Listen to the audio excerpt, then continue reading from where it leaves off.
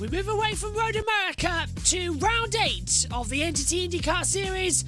We are here at the Grand Prix of Monterey at the world-famous Laguna Seca. Welcome to INDYCAR. And it's an INDYCAR that is solo. Hello, everybody. Josh Birch with you only at the moment. And it looks to be that for a while. If you're tuning in, we've been a bit of a delay. We've been covering NASCAR. And the race has been red flagged for the last 2 hours, but the rain has now dissipated. It looks like they want to start that NASCAR race again. So Josh T has taken over coverage on NASCAR, and I've come over here to take over coverage on INDYCAR. We're solo. So this is going to be a very interesting one. I think Jack is still with Josh T. He might be leaving soon. My voice is going. I've got no one else in the commentary box. I am alone. Let's see how long this one goes, shall we? And how interesting we get in. So, the action will be waiting. I wonder if maybe Omi will help. I can see that Jackson Lambros is in the box. He's trackside for us as well. So, howdy Jackson. He's deafened and will be giving us some notes up here in the comments box as well. In fact, actually, I don't believe it. Jackson's actually there. He's not going to say anything, but I can say hello, yeah, hello Jackson. He's watching in the background, but don't worry, Jackson. We're not on cameras. Don't worry. Well, don't worry. But he's in the background. He's watching us in the commentary. Hello, mate. So, this is going to be a weird one. This is going to be a different one, but we'll keep an eye on it. Let's head over to NBC for all the latest news. Well, really, let's head over to Peacock. Right now, this is such a special place. For you, Townsend, it's the first time you drove a race car. It was right here. At racing school, literally 100 feet from where we sit right now. And it led to, a career I never could have imagined. Started off racing with this guy, Scott Dixon, a few years later. And he's still getting it done after all that time. But Laguna Seca has some wonderful throwback stuff. How about that red Armco just to the side of Scott Dixon? That's been here since probably the late 50s. That used to be how high the safety barriers were around this place, and the corners used to be a lot faster. Hey, they're still very fast. They're still very physical. I was speaking to Lundgaard before this race. He said, hey, look, man, the guys are going to fall out of the seat today. It is hot. This track is fast. Warm-up was exhausting, so physicality is definitely going to play a part late in this race. These guys know about it. Hinch has won here in the junior formulas. Townsend has raced here and everything as well, and we get to see how it all plays out again today in INDYCAR. About time to get started. Let's go downstairs. Race fans, it's time to give the command for the Firestone Grand Prix of Monterey. Please welcome today's Grand Marshal, Chief Executive Officer of Mission Foods, Juan Gonzalez. Drivers, start your engines!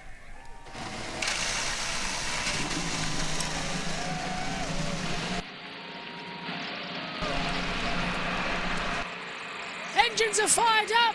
We're getting ready to go. Let's get this one cooking. And if you're watching in the States and want to know where you can watch, it's live on Peacock, and also CNBC have stepped in to save the day. We're going dual on JB. Let's check in with Tom Gaymore. Get it done down to turn 1. It's not the longest run down there, but it's a sweeping left-hander into that braking zone. We saw all kinds of challenges down here last year. I think Scott Dixon was involved in that. And look who's snuck in, the local wildlife as well. Everyone wants a seat here for the Firestone Grand Prix of Monterey, and that is there, the double apex turns 1 and 2 that caused all kinds of chaos last year. It was the last day of term, of course. Historically speaking, this race is held in September, or certainly for the past 3 years it was. This is the first time that we're here in the mid-summer Californian sunshine, and the NBC team have touched on just how hot it is. Now, we've got the new adapted aero screen for this 2024 season. And what they found so far is though you've got the big vent that pushes air now at the top down onto the driver's chest to keep them cool. Before it literally was like a Finnish sauna. That's kind of, for some reason, above my pay grade, changed the airflow into the driver's helmet. So what they were finding is, yeah, their body was getting cooler, but their heads were cooking. So the airflow into the helmet wasn't as effective at the beginning of the season as it was last year. And with these aero screens, it's so hot. If the ambient, say 30 degrees, it's like 50 degrees in that car. No power steering, high heart rates for over 2 hours. That is the sort of stress these drivers are putting themselves under. Their core body temperatures will be up at around 40 centigrade, which if you were unwell or had a body temperature of that number, you would be really worried. So they are right on the edge of what is humanly capable. But we're about to go green finally here in California. The green flag coming up.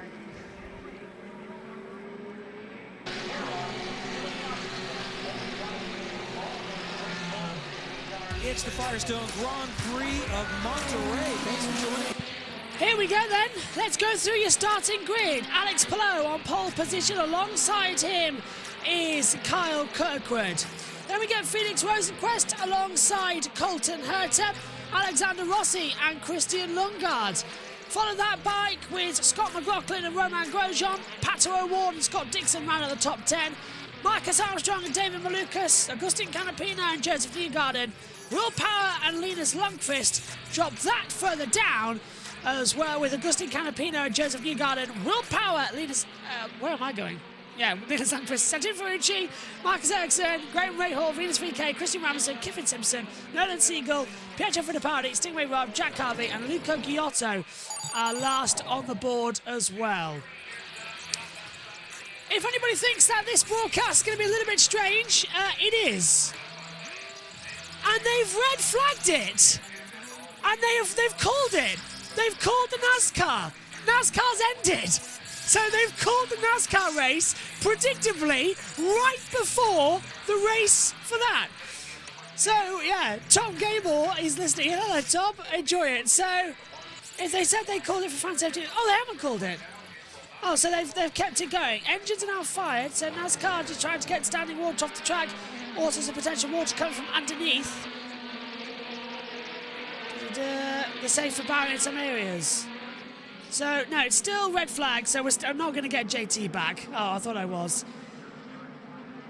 Tom Gatemore, I hope you're enjoying the race, my friend, and I hope everyone here is enjoying it. Let's change this battle camera so that we can see, shall we? The actual track here. The atmosphere is building. The tension is rising as well. Jackson Lambro is trackside as well. He's been bringing all the information. You can see that on the grid network as well. He'll also be feeding his information. I can see Jackson in the chat now, giving you a nice wave as well. He's texting us on an information chart. He says, howdy, this is nuts. It really is nuts. So, this is going to be fun. Stay with us, everyone, on JB Motorsports, because this is going to be a crazy ride. Because all I have is timing screen. My notes aren't in the box. I have a timing screen, I have my brain, and I have information for the track. This is going to be fun as well. Jackson is helping out massively as well. He's just said as well that about 20 laps on the Reds, according to Davey, is what he's saying right now. They're beginning to form up as well as they come out of the corkscrew. Alex Palou on provisional pole position, of course. Then we get Kyle Kirkwood, the pace cars coming in. So, stand back, get ready. We are going to have a very unique 95 laps of the Grand Prix of Monterey, presented by Firestone here at Laguna Seca. Palou will take them on the infield through the last corner. Green flag is in the air, ready to drop the hammer. Steady. We are racing at Laguna Seca. It's green flag and away we go. Great start for Palou. He's holding the inside line. Kyle Kirkwood trying to look around the outside line to the breakings off for one. He's still going to try and do it. Dixon's coming out from high. And Kirkwood touches Palou. They're wheel to wheel coming through too. Round the outside. Tremendous move from Kyle Kirkwood to take the lead away from Alex Palou as we come into the infield section at turns 2 and 3. Big dust being kicked up as well by the 8 car of Linus Lundqvist. He drops down 2 positions as well. Dixon up into 9th place, just holding back from Pato O'Ward. And is that Will Power? I think it is. We had a helicopter view shot down. We couldn't make full sense of it, but it looked to me as if Will Power was struck right at the back of the field. And more drama in the corkscrew section. So Kirkwood leads this race. That is official. That is Palou's second. Trying to tell who's in third at the moment. Side by side to the corkscrew. Christian Rasmussen jumping over the top, I believe, in a battle with Venus VK. Kiffin Simpson to 22nd position. Now the timings come through after the opening lap. This is how it stands, with Kyle Kirkwood leading, Alex Palou is second, Felix Rosenquist is third, Rossi fourth, Herta fifth, Lundgaard in sixth, Scott Dixon is seventh, Scott McLaughlin eighth. Brilliant start from Dixon. Will Power has dropped to 27th. He was the driver who went wide at the exit of turn 6. So the dust being kicked up by him as well was not great enough. The 2 Junkos cars are side by side. Grosjean ahead as well. Where's Canapino? He's actually dropped down to 14th. So Armstrong right behind Grosjean in 9th and 10th position. Drivers on the alternative red tyres. McLaughlin, Armstrong, Newgarden, Rasmussen, Rahal VK for the party, and then Stingray Rob. I don't think Power's on it. No, he's on primaries. And as Jackson said, it's about 20 laps on those red tyres, according to Davey from the pit lane. Jackson's over there, so he knows what he's talking about. He knows his onions. Over the corkscrew we go. Santino Ferrucci being held up as well. So that's Ferrucci trying to find him on the border. It's like trying to look through a needle in a haystack with all these drivers. So it's Ericsson and Rasmussen in a battle right now as well. Ericsson now under pressure from Rasmussen as we come into the last corner. Rasmussen looking for a dive bomb on the inside line. Did not pay off.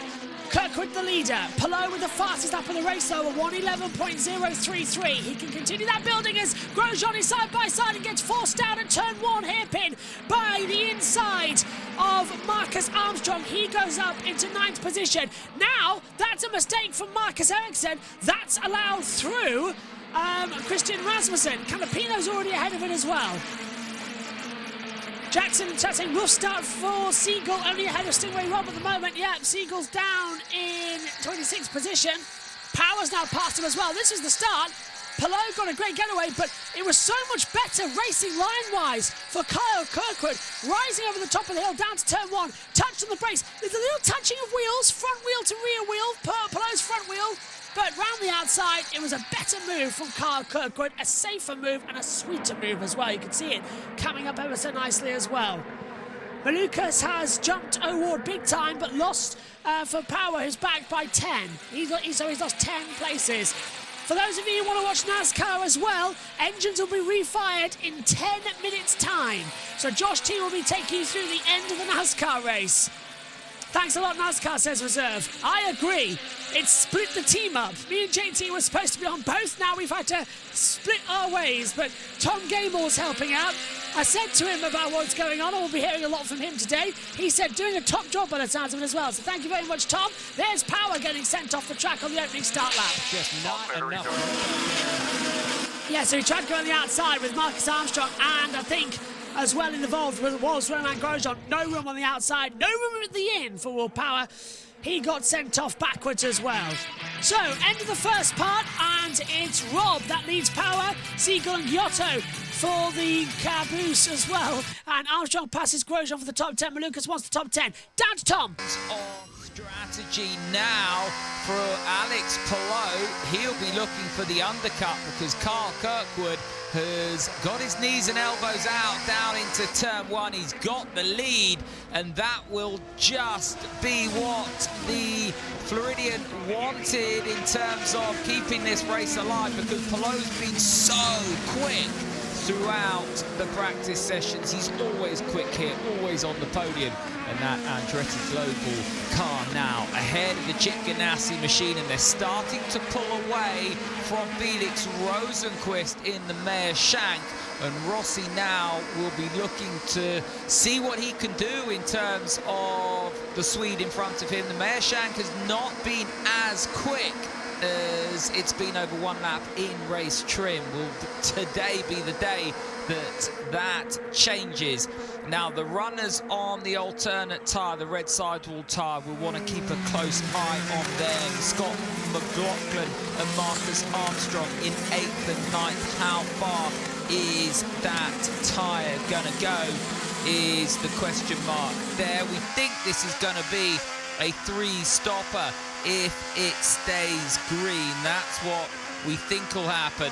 And then it will be down to who can get the pit stop working for them. The undercut, I think, will be pretty strong here, but we'll have to wait and see as we ride on board with Joseph Newgarden and now Colton Herta, who had that side-by-side contact with Alexander Rossi up here at turn 3. And you can see Rossi now trying to close that gap on Felix Rosenqvist. It's quite difficult to follow in the dirty air here. A reasonably short lap around this 2.328 miles.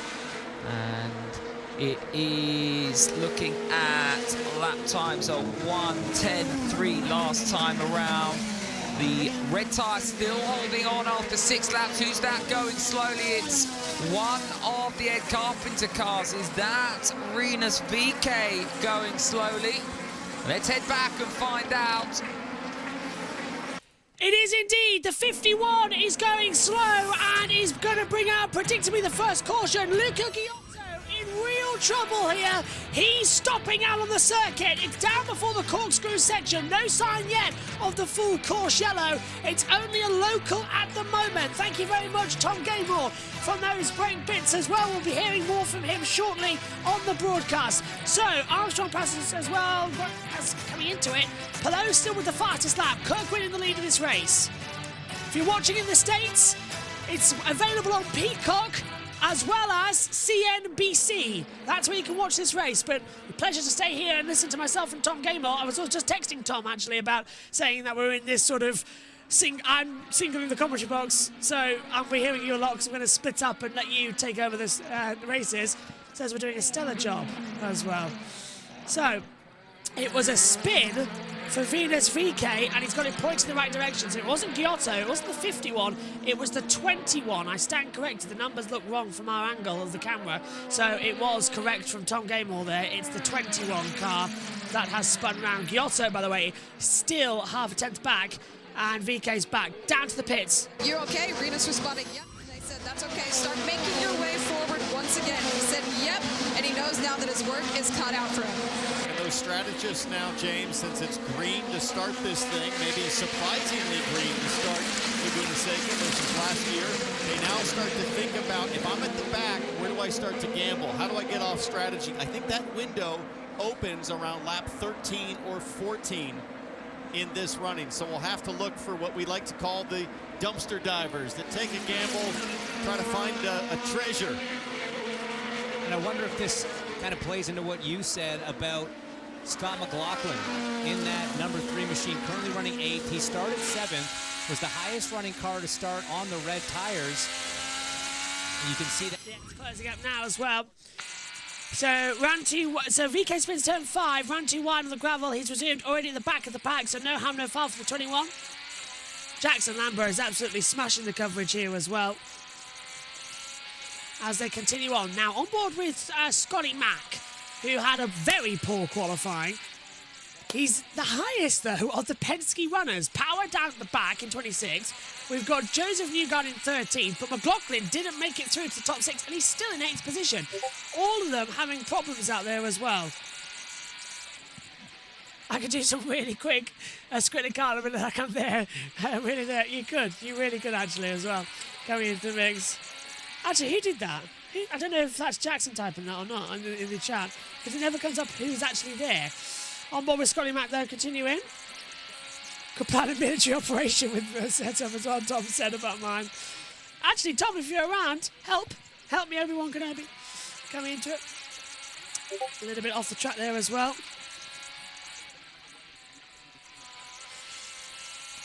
Yes, Tom. Tom's going to join the box and save my bacon. Kirkwood, 0.7 of a second coming through at the moment. Pallou's in the mix.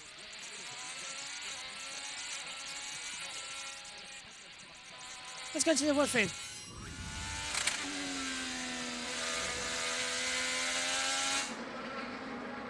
Meanwhile, back up front, Kirkwood in control right now, has gapped another couple of car lengths on Alex Palou. Dylan, tell us more. And he is doing exactly what he needed to do. Controlling the race is exactly what Brian Hurd, the strategist, just said to keep doing. So they also talked at the start of today just about needing a difference maker at the start. Anything they could do to be different from Palou. They thought it was going to be a tire advantage at first. They expected Palou to start on the red tires. That's why they started on the blacks, just to try to do something different. So when that wasn't the case, it basically got put into Kyle and Brian's hands to figure out a way to get track position, get clean air. That's the difference maker they need. And if they can hold on to that, it may be Kirkwood's race to lose here. Thanks, guys, coming in there. I'm actually okay, so I'd much rather JT get some help if he needs it. Kirkwood v Palou over the corkscrew. Just rising over and dropping down. Still trying to find the gaps between them.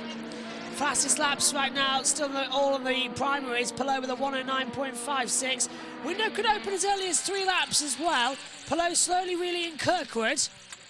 I'm just reading off what we're getting from Jackson at the track. Jackson, I know you can hear me. You are a lifesaver, my friend, as well, for all these text messages, honestly, because I'm very much without stats up here as well. Let's have a listen to the YouTube chat. Hello, everybody watching on. Reserve says, thanks a lot, NASCAR. Ultra says, NASCAR, wow. Yeah, their delays really affected the broadcast over here as well. Reserve says, the whole INDYCAR race will be over before NASCAR goes green. So stupid. Well, engines have been refired with 82 laps to go, so they're going green over there. And Josh T is your commentator. I don't know whether they're alongside Tom Dillon or not. We'll see where he ends up. But lap 11 of 95 here for the Grand Prix of Monterey. Kirkwood leads by 0.6 of a second to Palou. Rosenquist running in third and still holding that knife edge. So the tyres, the black primaries, they're still the faster end. They're still the faster tyres here. The alternatives not working out the way we thought they would. The track temperature is rocketing here as well as they come through. Coming through now. I want to see as well bottom half of the track. Jackson saying I should mention turn 5. Which I want to see. We're going down to the pits first, though. He told me earlier today the car came alive at qualifying where he started in third. He currently runs third. The team just came over the radio. They said try to extend that fuel number to extend one more lap before their first pit stop. So look at turn 5 as well. This is what we're on about DK spin. Coming into it. So turn 5 is a very NASCAR-esque turn in how wide guys are running it regardless of track limits. We saw yesterday how they're sweeping it around the outside and keeping it through. So let's head back over as NBC goes to a break to our rescuer, Tom Gatemore, covering the Sky feed. Starting to arrive at that first pit stop window. If you were really struggling on the red tyres, now you can start to look at pitting between laps 13 and 15. Those that started on the blacks, they'll be looking to go much more towards lap 20.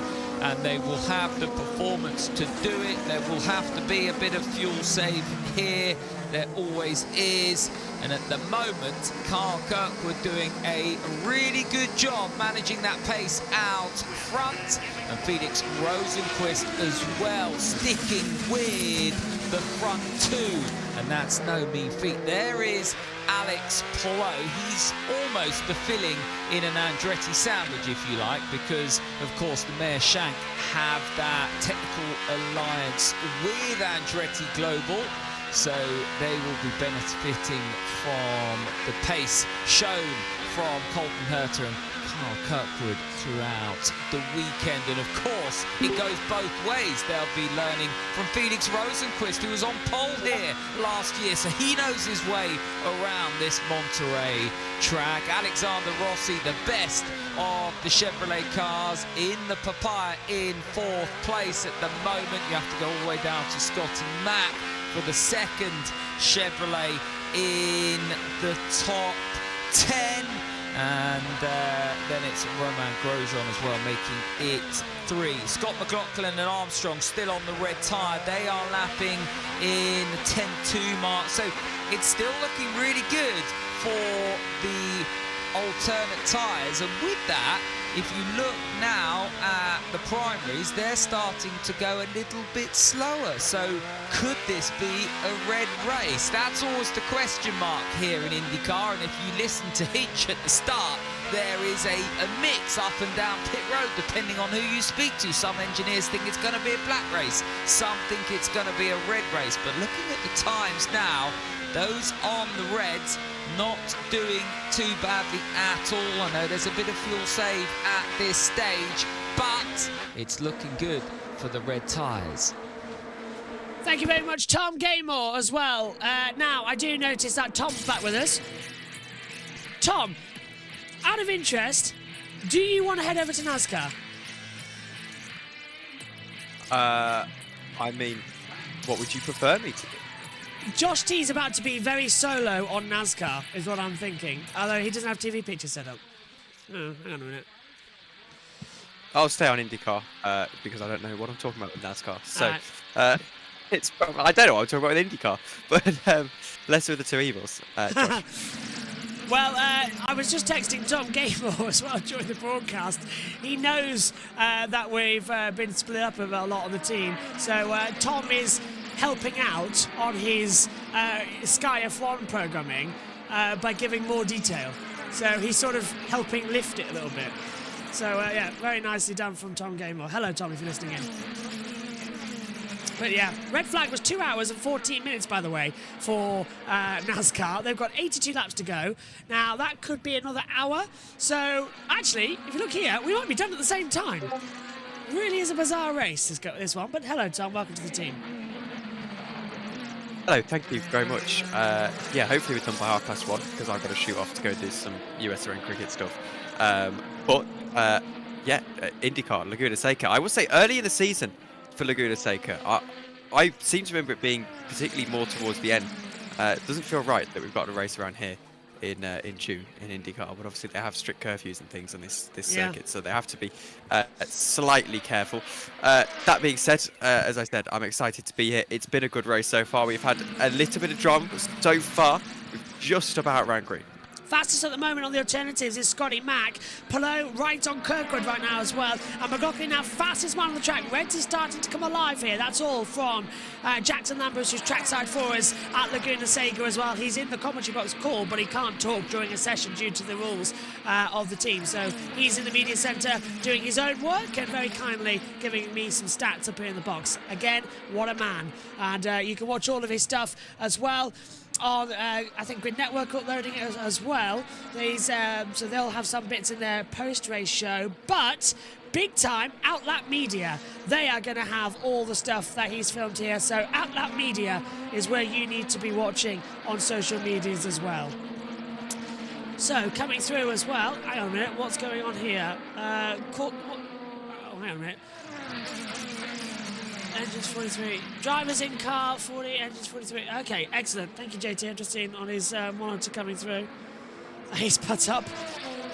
Everybody's keeping through. So they're on the mix. They're on the Ninja chat where they can all see us. Battle right now as well at the lead front because hello, by the way, to underrated man 2. You're not underrated. Hello.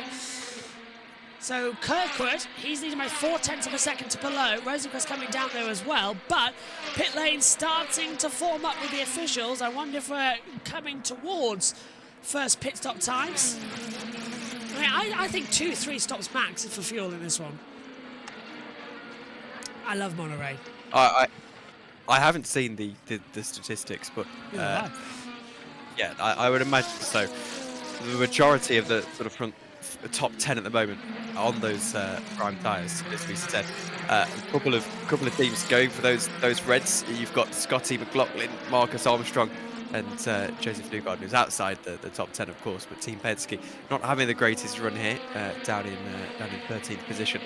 I will say, Scott McLaughlin was my pick a winner for the not my pick a winner in the sense that I do the US Red thing, but he was my pick for the win of the Indy 500. And he was thereabouts, wasn't he? So close. Really has come in his own. He's closing in massively now as well. One more with Nolan Siegel, actually, who is making his debut from McLaren in that number 6 drama. Have you been following that? Have you seen that Pocher got dropped, Siegel's come in, all that lot once again? Yeah, I'll give you my take on it, which is that I think it's incredibly harsh on Pocher. He's clearly a really good driver. As there's a stop there for one of the Ericsson. Andretti cars. Marcus Ericsson. That's Ericsson. No. Have you got the timing 71 up? Have you got your data? I do. Excellent. Let's have a look here as well. McLaughlin now fastest man on the VK now with a seat at the table. So VK's coming into power as well. And this is Grosjean coming out of the pit lane through turn 2. So he's just about okay on the strategy call at the moment. Gotta keep an eye on everything that's coming through. Oh, and Kyle Busch hit the wall into caution, and Kyle Busch is done for the day in NASCAR. I won't say any more, but I know many people would like to keep up with both. It's weird because the NASCAR should have been over by now, but now we're at the Grand Prix Monterey. And if by any chance NASCAR is still going at the end of this race, we'll on a quick off and we'll join back on NASCAR. But if it's the other way around, JT's coming over here. It's a weird one. Let's just go with it. What happened to the NASCAR? I know they had the red flag. There's another driver into the pits, actually a flurry of drivers into the pits. Serena's VK, Will Power and Graham Rahal. So very early stop, 20 laps into this race. First green flag pit stops as well. We're yet to see a caution, as I mentioned. It looks like it's another set of reds for both cars. Will Power as well, another set of red tyres. So they're going to go red here, and then potentially whites later on in the day, or blacks, or whatever you call them. That's going to be a big change around as well coming into it with the Blackwall tyres as well, the primaries coming into it. Alternative then primaries. On street circuits, of course, the alternatives are coloured green. It makes everything as well. Kyle Busch, by the way, crashed into caution. So I wonder if that's a lingering problem. What happened was it started to rain and they had to red flag it with 82 laps to go. And 2.5 hours after it bucketed it down, and we went past the broadcast window. So USA have stuck with NASCAR, and they've put INDYCAR on CNBC and Peacock. So they've moved it around because they don't have a dedicated sports channel. Did NASCAR not get the memo that we're running behind safety car now when it's raining for an indefinite period? Oh yeah, we started this race when NASCAR was still red flags. We've got Ericsson's fastest, by the way, on his brand new set. 109.316 on the alternative tyre as well. I hope I haven't missed anything from Jackson on the thing. I've just put, is this working okay? Because I'm worried I'm missing messages on the feed from Jackson as they come through. There's a move. That's VK getting back up now. So the spin and win, VK's coming back through. O'Ward comes into the pit lane. VK spun early on in the race. Went to the back, and now he's coming back through in this one. Lap 20 of 95. We've been racing for 23 minutes. It's been quite a consistent bounce through. As we see O'Ward coming in. Fittipaldi in too. Tighter pit lane entry here than what we're used to. But Laguna Seca was almost an F1 circuit back in the day. That's when they updated it in the 1990s. They're still attacking like crazy. Red tyres go on for him, and away he goes. Another set of options. Yeah, another set of reds for Pato O'Ward. So that seems to definitely be the play at the moment, which means we have got a slightly interesting battle at the moment where you're sort of top 10, not necessarily the drivers we're expecting to stay in the top 10, particularly for the next, truly into the next sort of 20 laps or so. I'm not sure how much longer those primaries can do over the alternates, but you think possibly, off the top of my head, possibly about 10 more laps or so before we see them into the pits. Obviously, if there is a caution now, this absolutely plays into the hands of Scott McLaughlin's in. He was on alternates, so presumably be switching back to the alternates. He's the sort of top of the alternate runners at the moment. Also, Linus Lundqvist, this is interesting because he is a driver that was on the primaries. He's come into the pits at this early stage. Yep. Now McLaughlin too. So they're both down pit road to change tyres. It is quite early to go on to, as you say. Let's go down pit road actually with McLaughlin. They are so confident they're going to a second set of used reds right here. So they made it 21 laps before they felt like they needed to come in. Front wing change there for McLaughlin just to help the balance a little bit. But a second set of used Firestone alternates for the 3. By the way, we talked about Marcus Ericsson. Yeah, I can't get the driver tracker working at the moment. It's gone a bit dicky on us. So just loading that back up. It's the equivalent of trying to hug a duck, basically, to get this one working as well. VK has set a new personal best, 109.527. So again, faster and faster. And closer times as well coming into it. No, don't touch that, that's fine. I'm literally running around the commentary box like a madman right now as well, trying to get this sorted. And they've gone green. Green flags are out at NASCAR. Fantastic news. Well done, everyone. Red flag was out for 2 hours, 14 minutes and 48 seconds over there at NASCAR. Meantime, Kirkwood and Palou battling for the lead of the race after Kirkwood took the lead at the start around the outside of turn 1. We're at turn 1 now, and Palou fancies a rematch. Both done primary tyres in the opening 23 laps.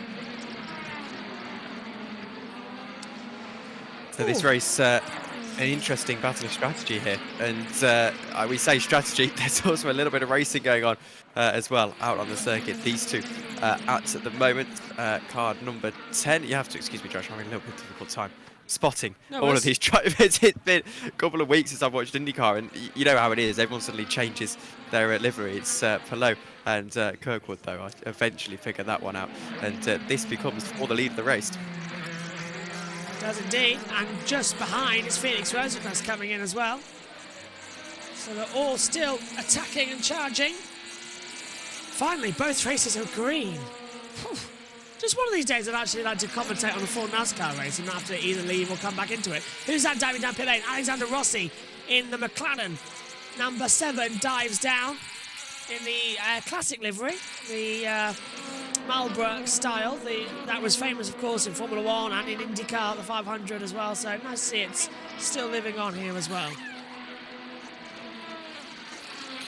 Blacks to reds. And a wing change as well. That's a lot of fuel going in. Rossi's in it for the long haul, 7.3 seconds. He's in it for the long haul, that's for sure. Just go a little bit longer. I think one of the things, if you can go long, just get that tank completely filled up. Get on the primaries for as long as you physically can. Logically, at some point during your stint, we're what, a quarter into the race now? Yeah. Almost exactly. At some point in your stint, we're going to get a caution, and that is going to potentially play into your hands at that point. So there would be a call now, as we've got third place, Felix Rosenqvist and Marcus Armstrong both into the pits. One of those a primary, one of those an option. If theoretically you can make that pit stop now, get yourself so much more time and just go out for as long as you can, that next pit stop is likely to be able to be under caution. The risk you run is that you get a caution straight away. But if you can just extend that out as long as you can, then it puts you in a really good standing. It's reds for Carl Kirkwood. That's what he's going on right now. Jackson sending us a message to that one. We've opened up the Discord messages now as well to keep an eye on everything. Shifting back. No worries as well. So he's shifting back to Discord. Right, I can switch that one off now. As he sees everyone. Josh T commentating like crazy out there right now as well. I need to refresh my Ninja actually because my Wi-Fi went crashy in a second. I could do with an ad break to throw over to Tom Gaynor to get everything else, cleanly set up. But the top 3 battling, Herta has now joined this battle as well. Did not expect that. Colton Herta, and Herta's going to pit. Palou's going to take the lead of the race here. Kirkwood, Herta, Lundgaard, Newgarden, Ferrucci, all heading down pit road, and Palou going longer. Yeah, Palou stays out. Reds as well for power. So that's what's going on there down in the pit lane. We'll hand it over there now. Let's start with Georgia. Yeah, Christian Lundgaard, he finished 6th here last year. He started 6th here this year. I asked him earlier today, are you confident and comfortable? He said always. They went from Firestone black tires to Firestone reds. It was a quick stop for the Hy-Vee Honda 45 team. Dylan. Kirkwood there at the bottom of the screen went to sticker alternate tires. He'll beat Colton Herta out, but we'll watch the blend here when they come back. And Palou did the overcut. He stayed out a lap later here. They are telling him to push hard, use a lot of overtake on this lap to try to make up some of the gap. There goes Alexander Rossi. Rossi going for a move on the inside line out of the exit of the pit lane. Rossi goes through, passes everybody they needed to. And oh, there's a car off. Car off in the intro of the gravel there. I didn't see who it was, but further back, we have drama. And McLaughlin snapping for the oversteer for fighting. Oh, this is a lot of fun. This is a lot of fun, and it's one of those races where no one really knows where they want to be as well. Obviously, it's a road circuit, so you want to be up at the front as much as you can, but actually a lot of drivers are happy to run in that train because you don't want to be cooking your tyres completely by battling along. Obviously, the more you're running in that dirty air, the more you are naturally going to scrub off more of those tyres. Is here a dive down the inside. That's going to be a move, if I'm not mistaken, as Alex Palou, Scott Dixon, and Roman Grosjean onto the grass. The 45 goes off and goes jumping through the gravel of Christian Lundgaard and picks up one of the advertising boards as well, coming out of turn 12. And that was a biggie there. How on earth that happened, I don't know. But now he's got side by side as well with Lundgaard, and he sits there as well. So it's reds as well. So this is 110% a red race, says Jax as well. Either everyone's switching to them or staying on them. Simpson is the lone exception on an alternative strategy. Rossi's the provisional leader from, so he's gambling on staying on the primaries. Slow stop as well for Palou to go to primaries. All action kicking up here. Let's hand it back over to Sky and Tom Gaymore, who knows very well his role to save my voice. That's you, Tom. Oh, car off in the gravel as well. Another slide there. What's the strategy there? Who's that runs wide? It's not Kirkwood. Kirkwood's holed up behind Alex Palou here, but the undercut has played out, not the overcut. And it's always the overcut here, but for some reason, and you could just see Carl Kirkwood's pace in the latter stages of that stint. He was backing everyone up, and there was a real opportunity as Ericsson goes off. It's chaos here. How often have we said that in INDYCAR? How often have we said that here at Laguna Seca? But with that pace drop-off at the front, there was a real opportunity for someone to cash in and go big as Colton Herta goes around the outside of Alex Palou.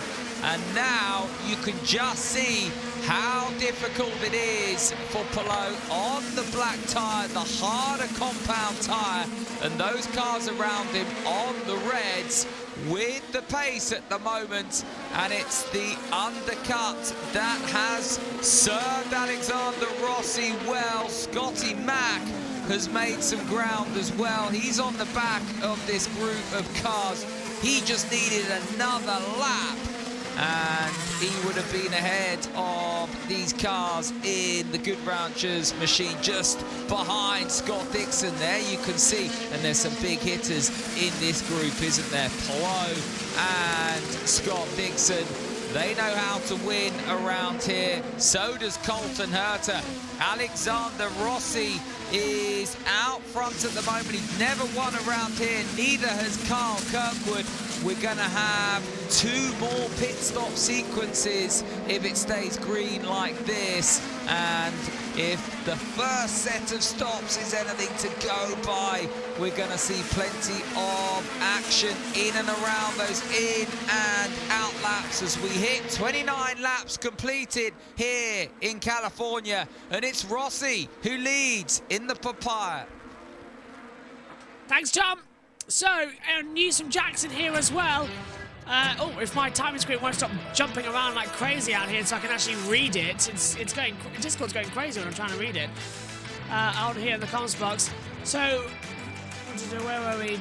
Malukas off, Ericsson as well takes a hike on track. Kirkwood gets past Pelot and Hertz with him. So it's Pelot, Dixon, Malukas on 4, 5, 6 at the moment on those strategies. Jackson is being absolutely fantastic right now with these informations as well. So Rossi leads at the moment. And this is going to be an interesting one. Yeah, Pelot 4th, Dixon 5, McLaughlin 6th. That's what he's on about as more messages coming through now as well. I tell you what though, Tom, this race is, I don't even know how to describe it. It's turning up to 11, it's turning up to 50,000.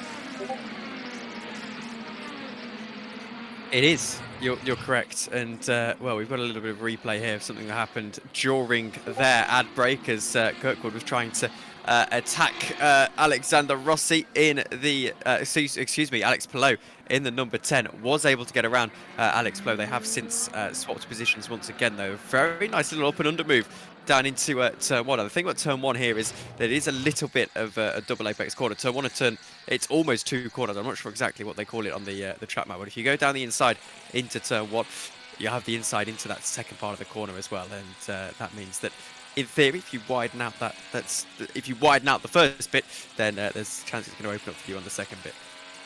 Still going to be closing it in as well. Big losses for Phoenix Rosenquist from 3rd, but both Shank cars staying to the top 10. Great moves from Kurt Corgan on the other as well. And yellow flags out back in IndyCar. Sorry, NASCAR, I'm sorry.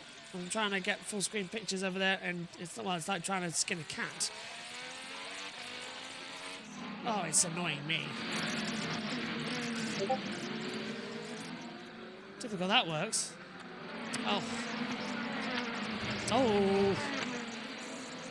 Don't you hate things like this? This is McLaughlin over... Who's he trying to get past? Is that his own teammate? Is that Power? No, it's oh, is this what... Oh, don't tell me. McLaughlin caused the accident that pushed off Rasmussen. And Lundqvist has eaten up something as well. Gets pushed wide on one of the marker boards, yeah. This is unbelievable stuff. This race is just not caring, is it? It's changing, it's exciting. Oh, he hit the 200-meter board. That's what he hit. Yeah, we're very lucky we haven't had a caution yet, the amount of people, and this could be a caution depending on where this 200-meter board is going to fly off that wing of the number 45. He's making his way through sector 3 now, up into that his final couple of corners, penultimate corner, then the final one, and he's not immediately going to come into the pits. He won't know, of course, that this is on his wing. It doesn't seem to be affecting his handling a great deal, at least visually speaking, but if this flies off, there's a really big potential that we're going to get full course yellow here, because remember, they won't just cover it with double waved yellows, the way that American Series like to... It's team radio. The car doesn't turn now. Yeah, that's Christian Lingard saying that the car just there's won't turn. I just talked to the team though. My mistake. Yeah, so his car don't turn anymore. Yeah, well that would happen, to be fair. It looked like he was going okay, but as he said himself, he's struggling. Basically, what I was trying to say is that they won't cover it by full course yellow. If there is going to be a problem here, they will just safety car it effectively.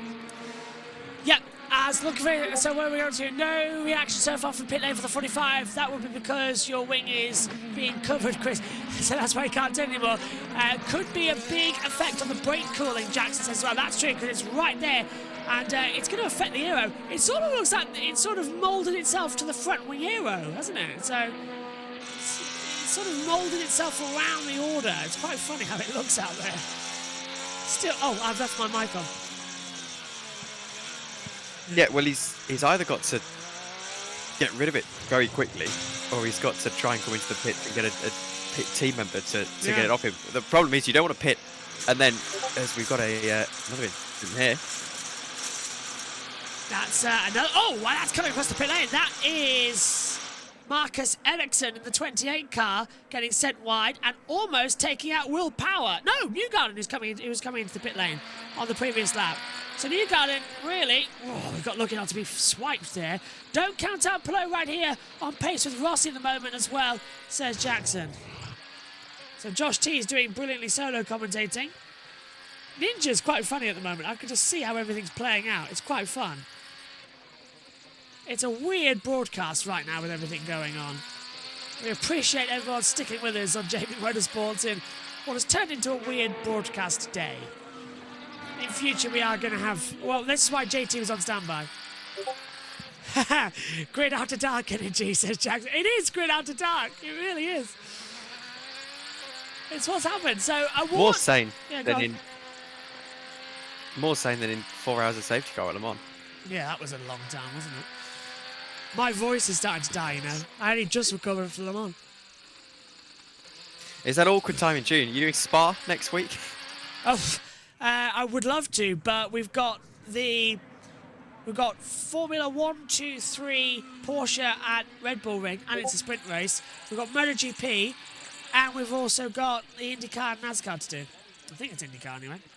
Not too sure if are we racing next week, Tom? Jackson? Don't know. Scrap's passing further back. Ferrucci trying to find a way around Marcus Armstrong. And that's for 23rd and 24th positions. Last on your timing screens. I'm amazed, by the way. NASCAR has said to everybody that you can't change from wet weather tyres, despite the fact the track is now actually drying out quite quickly. They're on lap 245 for 301. So JT's having an interesting end to this race. So yeah, it's quite funny actually going on. They're going 6 wide, I'm looking at right now in NASCAR on our other broadcast. By the way, anyone wants to know an idea of what's going on here? 1, 2, 3, 4, 5, 6, 7, 8 monitors. No, 9. 1, 2, 3, 4, 5, 6, 7, 8, 9. 9 monitors I have right now. Keep an eye on all this motorsport. I could do with a couple more. I've only got 2 at the moment. Struggle to fit it all on. One thing though, I advise you on, Tom. It gets hot. It felt like we were in a sauna during the Spanish Grand Prix, which is ironic, really. But I do love what you said in the chat. Are you? Baking.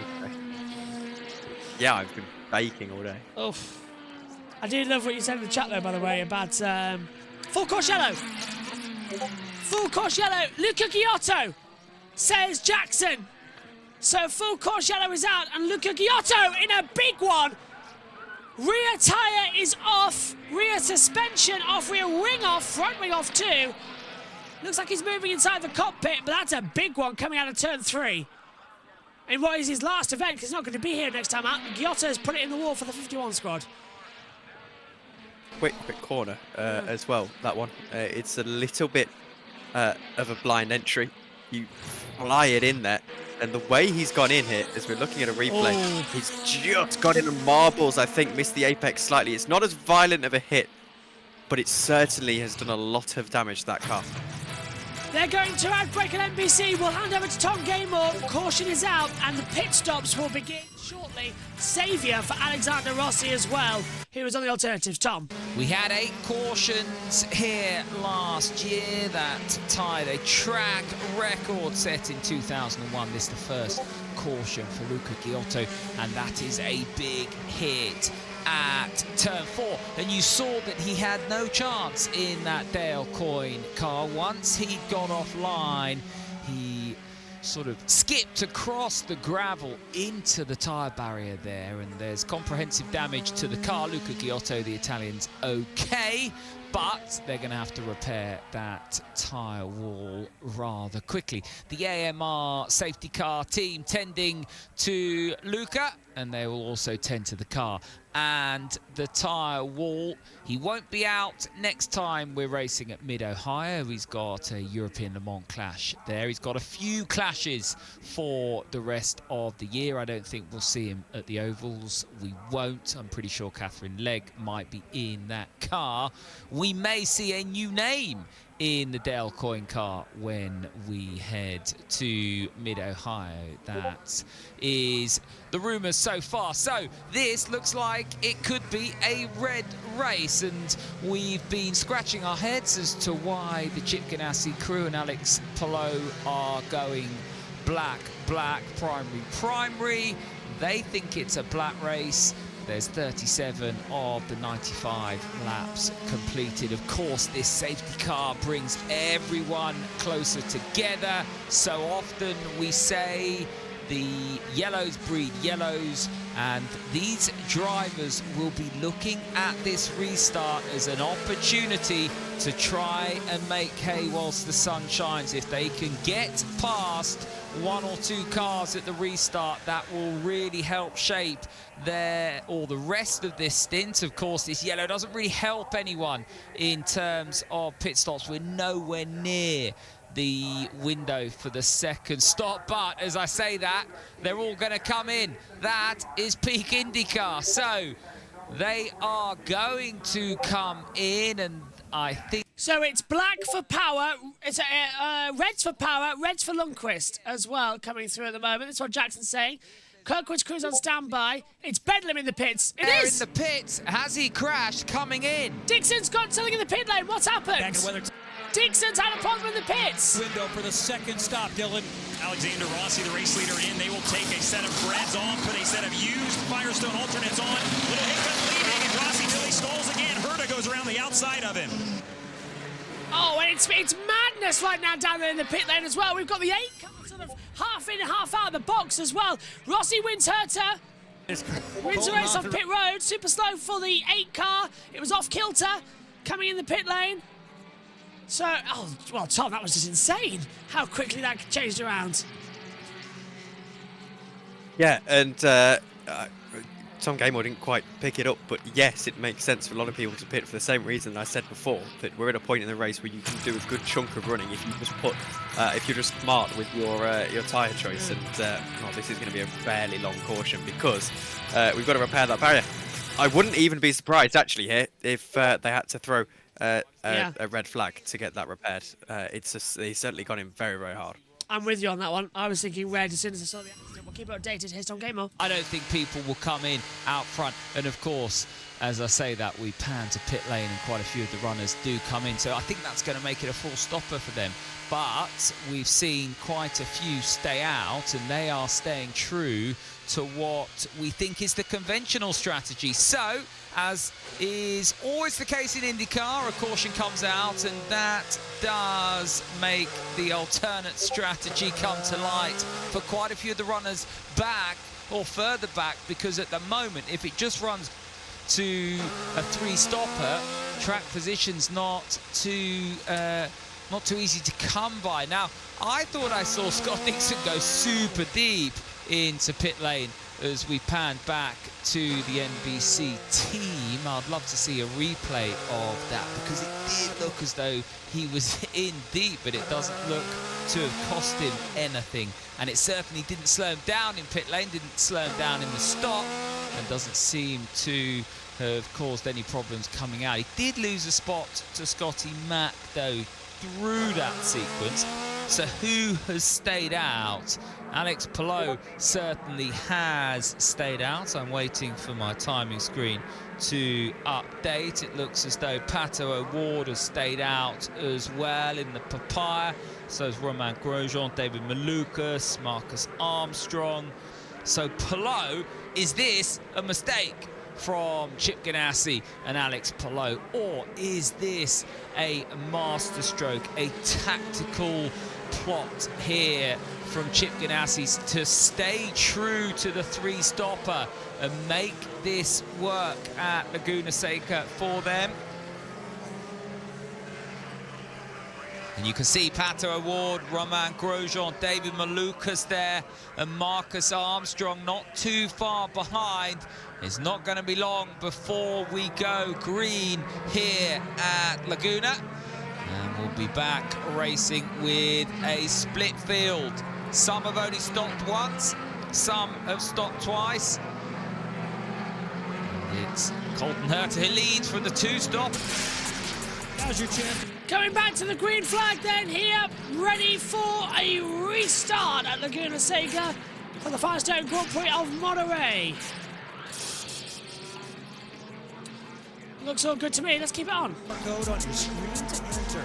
Under caution at WeatherTech Raceway, Laguna Seca, Kevin Lee, Townsend Bell, James Hinchcliffe, Georgia Hinneberry, and Dylan Welch.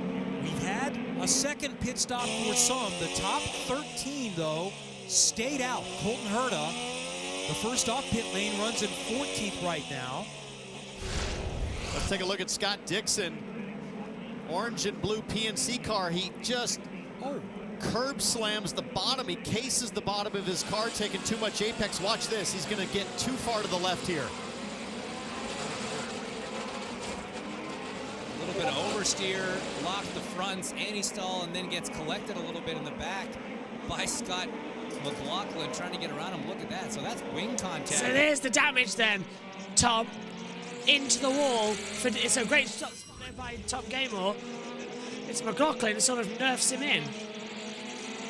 Oh, but a mistake already there from Dixon. Although to be fair to Scott McLaughlin, he was pretty much a passenger there. So I think what's happened is Dixon's gone in, locked up as he's gone into pit lane. It's a very tight pit lane, remember. You were almost going downhill a little bit, so it's a very tricky corner to get through, particularly when you've had to slow down that much. Dixon's gone in, he's understeered a little bit. That's forced him to really, really slow up. And at that point, because McLaughlin is already turning, he's absolutely a passenger and has no way to avoid going into the back of Dixon. Last year we had yellow upon yellow at the last corner. Now a brand new procedure. No overtaking until after you've cleared the last corner. So nobody can move. Let's see how it's going to go through. Coming through into the last corner. We are green flag. No overtaking. Now we can go racing. And look how much already a mistake from O'Ward has allowed Grosjean to push uphill down to turn 1. Round the outside. Exactly what happened in the first half of the race. Grosjean has no bound. And Grosjean goes through. Mega move on the better tyres. Yeah, and Grosjean needs a really good stint here as well, Josh. Oh dear, Dixon's in the wall. Is it Siegel or Dixon? I can't tell from the angle. It's Siegel. Yes, yeah, you're correct. It's Siegel.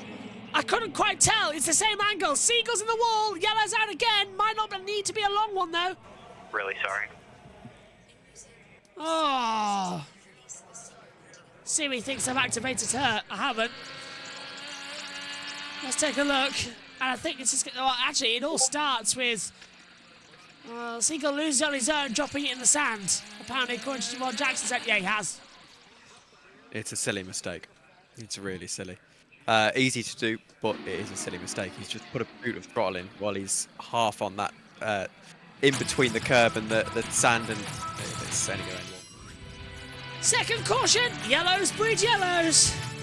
Our favourite man is back, Tom, part of the team now. INDYCAR for the new boy Nolan Siegel in that number 6 Arrow McLaren. Now back to the tyre strategy. We said, well, is it strange that Palou thinks it's a black race? Also thinking it's a black race, Carl Kirkwood and Scott Dixon and also Colton Herter on the last set of stops. They've gone black, red, black, so they think it's going to be a black race as well. So plenty thinking this is going to be a black race. Thank you to everyone who's getting in touch on X using the Sky INDYCAR hashtag. Lee Hammond has said that, pointing out Herter's going to be on the blacks. Callum is asking what the Dale Coyne rumour is all about. No real rumour yet, we just don't know. Yeah, plenty of you staying up, getting in touch on X. Thanks for keeping me company. Lap 42 of 95 will be going green very, very quickly because Nolan Siegel is underway and the AMR safety crew will be tucked back into their slots, ready for the action to continue. All the while, this does actually help the likes of Palou on that traditional 3-stopper at the moment because he's saving a bit of fuel. That means when we go green, he can unleash the pace of that Chip Ganassi car. He's got Romain Grosjean, though, behind him at this restart. Don't forget, he was really quick last time out, passing Pato O'Ward. Can he do it to the race leader? So this is going to be it. This is going to be the action to another green flag.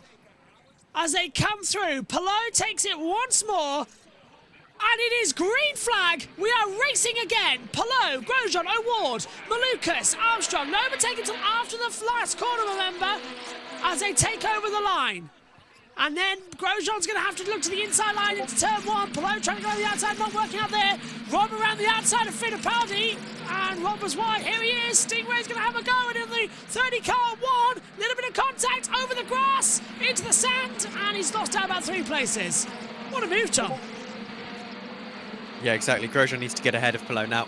Palou, from what I can tell, is still not necessarily our net leader. He's made 1 pit stop. A lot of the field have made 2. Same thing for Grosjean. All of the top 9 only making 1 pit stop, as well as Pietro Fittipaldi. He's only made 1. Everyone else in the field making it 2. If Grosjean can get ahead, if he can maybe even work with Palou a little bit here, there's a chance that if there is another caution, there we've got people into the grass. Can't see who that was at the moment. Big slide into Agustin Canapino. Keeps it together and green. Says, and a lock up there. And then look at it coming into the corkscrew as well. It's all changing at the bottom of the track. So Jackson's keeping us together. And I've got Tom. Oh, hang on a minute. What's happened here? Driver track isn't working. There we go. I've got Tom Dillon in the box. I've got Tom Gable at Sky. And on the inside there, another manoeuvre as well. This time going through. Stingray Rob getting ahead. McLaughlin having an attack back as well. All desperately trying to find his way through. They're 44.95, approaching half distance. And look at Stingray Rob. He's looking around the outside line into the braking zone at turn number 1.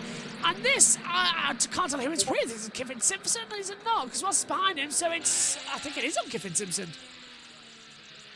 It's all going mad. Lundqvist with a drive-through penalty for pit surface. Wow.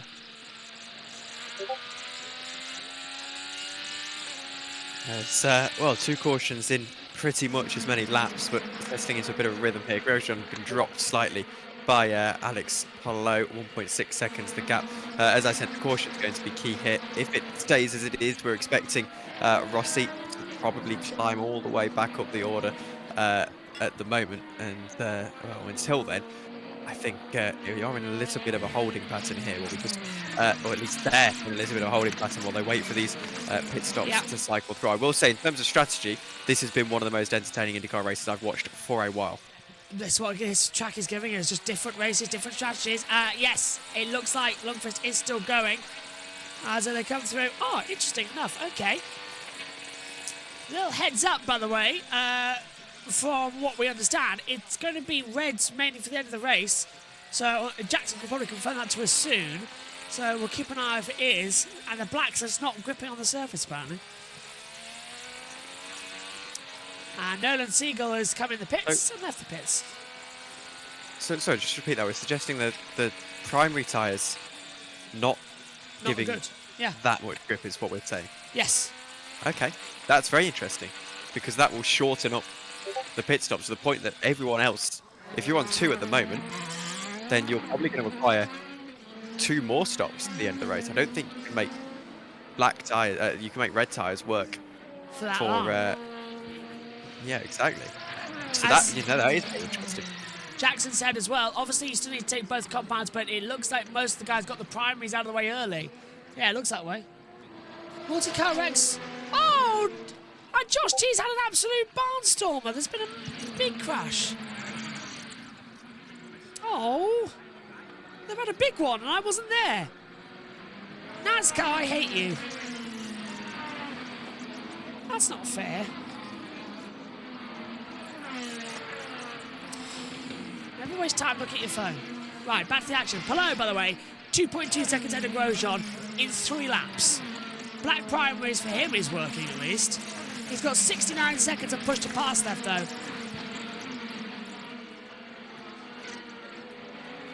Still trying on the attack here. So, 46.95. Approaching half distance. We're an hour in, so looks to be a 2-hour race. It takes us maybe to another hour at 1:30 with 2 ended broadcasts. Looks like it's going to be good as well. Jackson Lambros has just made an excellent point that none of us have realised. How is David Malukas in 4th position in his first ever IndyCar race? Here he is now on the monitor. How's he in 4th? What's happened there? He's made 1 stop and he's on the options at the moment. The red wall tyres. He's 1 minute 10.0. His fastest lap. Started P12.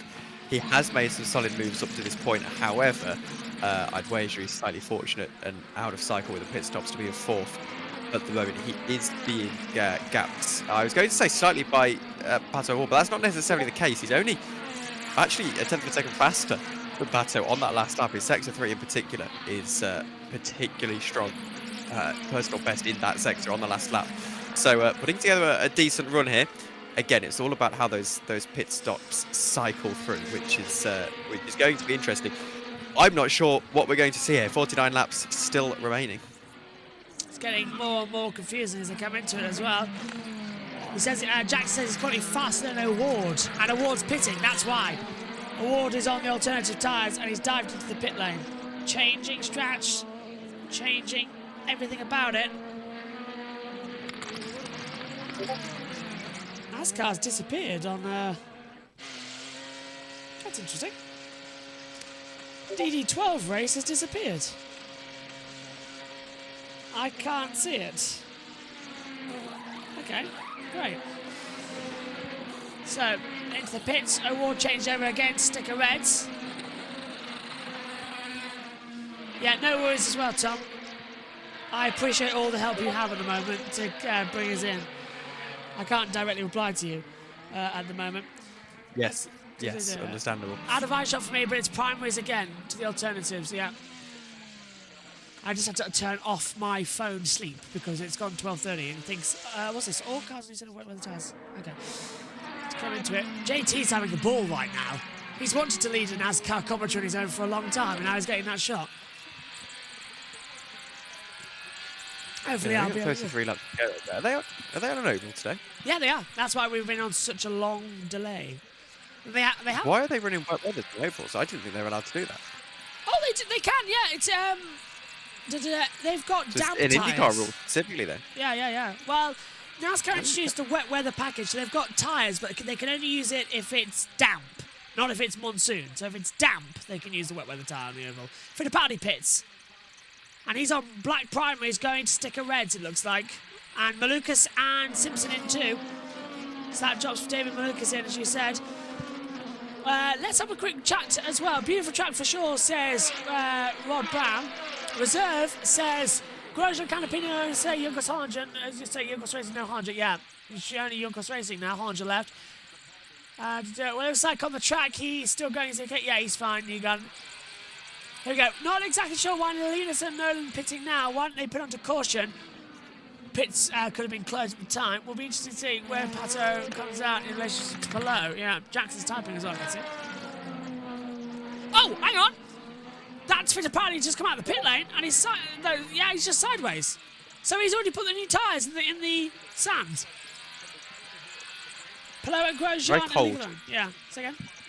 Yeah, very cold new tyres in IndyCar. Going to be quite difficult to get them up to temperature straight away. Watching a replay of what's happened. He's come out of the pit lane. He's literally understeered straight off.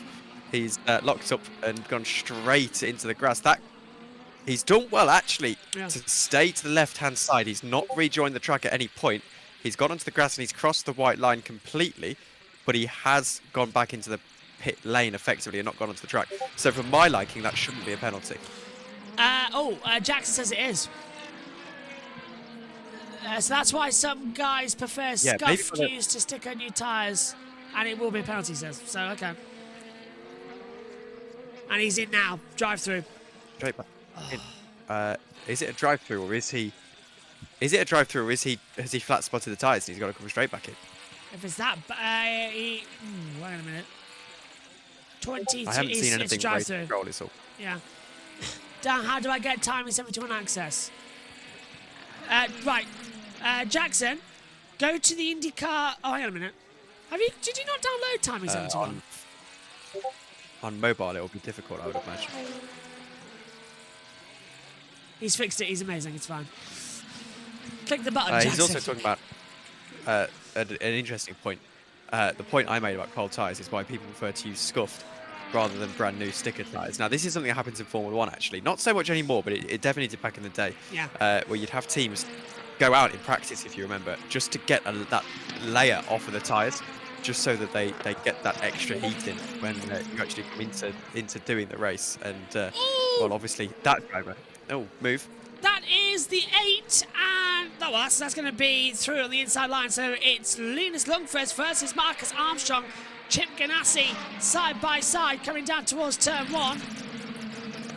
I can see Jackson looking out of the window of the media centre as well, and he is loving life right now. It must be quite surreal for him, by the way. Do you know what this feels like? Tom, you'll know this. Do you remember the BBC days when James Hunt and Murray Walker used to commentate from Shepherd's Bush, and they'd send a ghost commentator to the circuit to relay information? That's what it feels like we've got right now. Jackson's just there giving us all this information for the chat. Hey, I remember this. I don't know how old you think I am. Oh, fair dues. However, I need to sneak this in at some point today. It is my birthday, as of 36 minutes ago. But I still don't remember Murray Walker. Hang on a minute, it's your birthday right now. It is, as of 36 minutes ago. You couldn't imagine that 36 minutes ago. Happy birthday to Tom Dillon. Well, thank you very much. Well, you know, there's some racing going on, so I don't see it as particularly relevant. Can't this wait 44 laps? Is what Murray would have said. Side by side, that is Pillow. Lapping job. Go on. I've just seen an unbelievable clip. This was from a couple of days ago. Someone in one of the practice sessions was sitting at the side of the track. Yeah, I wouldn't know if Jackson knew about this, actually. If that created any Hoffert Maybe it was Jackson. Jackson, was it you? Did you go over in the barrier and take some photos as well? Outlet Media getting the ultimate access as well. Don't tell Joe. For the sake of media accreditation, we are joking. It was not jokes. Yeah, apparently that person was arrested as well. Didn't see it until I was back in the media centre. That's because it was you. He's even given a public service announcement saying don't do that. He's really protecting the accreditation here. Jackson back on time for a couple of ones on the other. I don't believe it! I've missed another fight in NASCAR! I was commentating on the race for 4 hours! I leave to cover for an hour and 6 minutes and I miss another fight! They hate me. They hate me. Right, Power kicks up the dust through turn 4, interesting enough. I don't believe it, Tom. I have no luck in NASCAR. I miss all the stuff that I was promised to sign up for. And what do I get? Rain delay. Fruch is in the pits. And Gavin says, happy birthday, Tom. Thanks for working on it. Yes, thank you, Tom, for coming in and helping us. And hello to TBH791. Oh, hello again. Oh, welcome back. It's a Monday, Tom. Hang on a minute. Aren't you doing the cricket as well? Yeah, you joining me actually this afternoon. I can't remember if you were down for it. Hang on. When you say this afternoon, when this afternoon? I'm confused. 3:30. Yes, I'll be there. We're doing a little double header, so I've got the morning game today, and then and I'll tell you why I'm doing the morning game. I don't know if you saw, but the other day I did the West Indies England game. 2,300 views. That's JB Motorsport numbers. That is. Right now we're at 2197 for this INDYCAR race. So yeah. Exactly. So I was like, wow. So yeah. Happy birthday, says Reserve. You're doing a really good job, Tom. Would like to see you on more. I'm flattered. Absolutely flattered. Thank you. Oh, they've gone caution over in NASCAR. Just a reminder, Palou and Grosjean still need a second trip to the pits. That is. They're in. Grosjean's in now. Oh, and speaking of devil. Now only Palou. Grosjean jumps to the red tyres as well. So yeah, it changes through. That was well done. Where he Jackson's as well. I don't believe that's a scrub set. No, it's not. It's brand new stickers. Jackson is so on the ground. He's literally, he's predicting the future. You got in 2. That's a sticker set of reds as well. And a lot of fuel going in that number 2. Tons of fuel, 7.1 seconds. That was an interesting gambit. Did F1 ban tyre warmer blankets yet? They'll still use them. They've banned tyre warmers on wet tyres only in Formula 1. For dry tyres, they still use them. But for wet tyres in Formula 1, they've banned them. which I find really fun actually, because we don't need them to heat up. I always found that was weird. Another happy birthday coming your way, Tom. Well, apparently we don't need them at all in F1. I don't think we do. I still don't know why we have them, to be fair. It's weird. And they're really hot as well. I burnt my hand on one at Silverstone in WEC once. Here comes Pelot, race leader down pit lane. New set of sticker reds. A lot of fuel going in as well. Herta is going to lead this race as he comes out the last corner, as Jackson points out. There's Pelot at the exit, and Herta will breeze over the top of the hill down to turn 1 and takes the lead of the race. And is that Rossi going to be promoted up to second position? It is, and they've pitted. Colton Herta, whose father won here. And everybody always said, oh, are you going to do what your dad did here? He did it a couple of years ago, Colton. Looks to want to repeat it again. So Jackson says, so Grosjean for sure the loser of that strat, 4 positions back from Pelot after that cycle. What? Thank you, Tom. Well, do you know... I didn't want to bring it up directly because it's a bit of a tangent, but obviously not encouraging it, but everyone uses Abu Dhabi TV, who still somehow haven't got Geoblock on for NASCAR and things.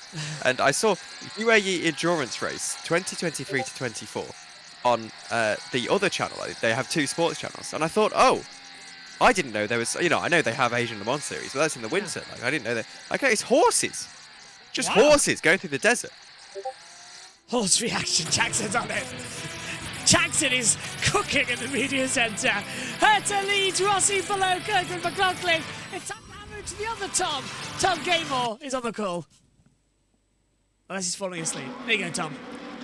57 of 95. Pelot does not have to hit a big number. The others do, and he can get his head down now as they all need one more stop.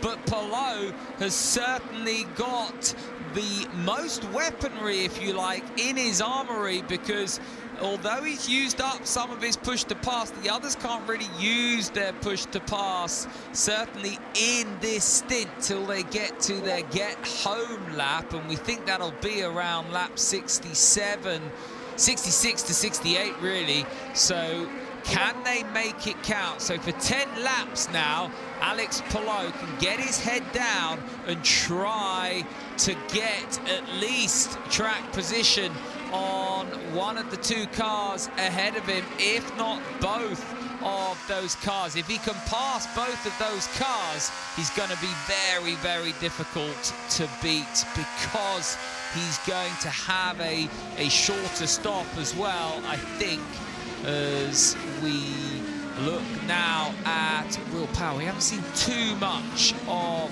Power. It's been a difficult weekend for the Penske cars, apart from McLaughlin.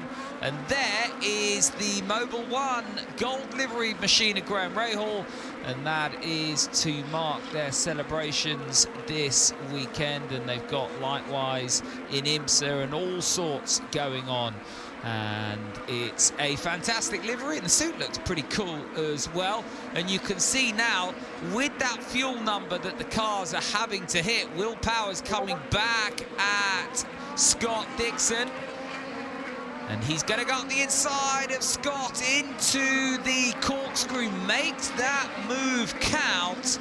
And Power on the same sort of strategy, stopped 20 laps ago like Scott Dixon, so that's the move on pure pace from Power, and that now will put a few question marks in Scott Dixon's mind. He hasn't got the pace at this stage of the race, and all the while Pelot closing in on Alexander Rossi.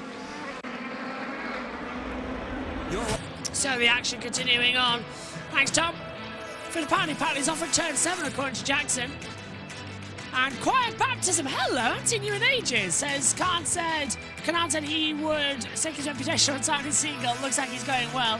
If Siegel can bring his car back in one piece, that'll be good enough for today. TBH791 says Pelot keeps pulling away. And you can always watch the fight highlights as well. A fight? Yeah, I'm going to watch the fight highlights. I missed a fight. I can't believe it. Hocevar is round apparently in the NASCAR. I'm losing my voice over here. Only the 19 laps to go. If you do have like a laptop or something, Josh, and you jump out and keep TV pictures on here while you go cover the last 10 laps or so of NASCAR, I don't mind. But what? Up to you. Oh no, JT's got You it. want to...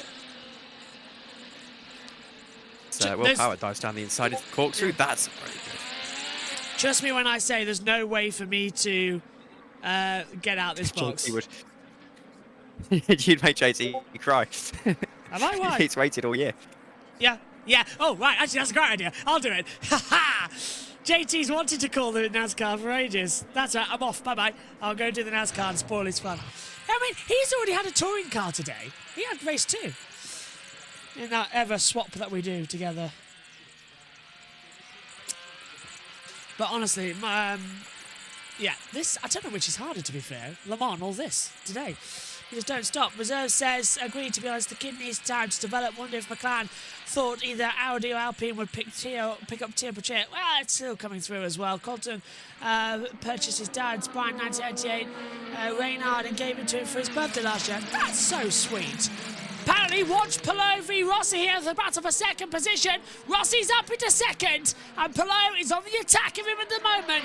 This is going to be something to watch for use as much fuel as possible. Yeah, the Jackson did say that the Hondas will have the better fuel. We're going to do a full stint on this set, a full stint. We both have to hit one more time. Yeah. We've seen this so many times from your really fantastic IndyCar drivers, just making sure that you use as much of your rival's fuel as possible. And if I'm Alexander Rossi right now, in fact, if I'm Alex Palou right now, I'm sitting all over the rear bumper of Alexander Rossi and just making sure he absolutely eats through that fuel. They've got Colton Herta ahead of them. He's on the less optimal tyre at the moment, so actually it serves them both better if they don't battle here, because they need to get past Colton Herta, realistically speaking, otherwise he's going to be strong towards the end of this race. This is his weakest point in the final 2 stints, but as I said, if I'm Alex Palou, I'm sitting all over the back of Alexander Rossi and basically just nudging him at every opportunity. Cautiously, wildly accelerating. Let's have a look. Ferrucci battles with Simpson further back as well. Need to keep an eye on that. Oh, the voice is dying as Palou dive bombs Rossi into turn 1 and gets ahead. The DHL up into P2. Rossi there's going to have an attack back though. I can see the fuel getting splattered out the back there. Well, now Palou, as he's already gained a few car lengths into just turn 3 alone. Actually, turn 4.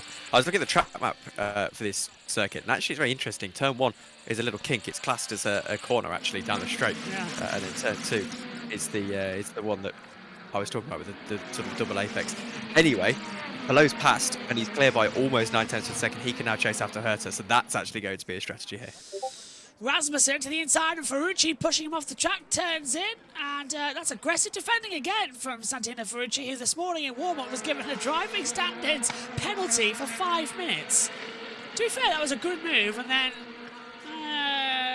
fair defending in my book, to be fair, now that we have context. And he's got another penalty! What? Santino moves on Rasmussen, and he's got another penalty. What? No. What? What? What? No! I cannot... Santino Ferrucci has been given another penalty for unsportsmanlike behaviour. Wow! Well, they just shoot him down, don't they, Tom? They just won't stop. Yeah, well, he's not got a history of sportsmanlike behaviour. He would have hoped to have put that well and truly in his past. For those who don't know, there was the Formula 2 incident, wasn't there, a few years ago? Was it? He was on his phone in the race car and took his teammate out. Unbelievable.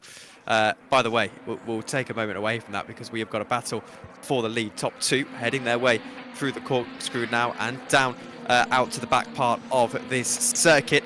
And Alex Palou is just 2 tenths of a second. He's lapping significantly faster than Colton Herta. It's about 5 tenths of a second or so on that last lap.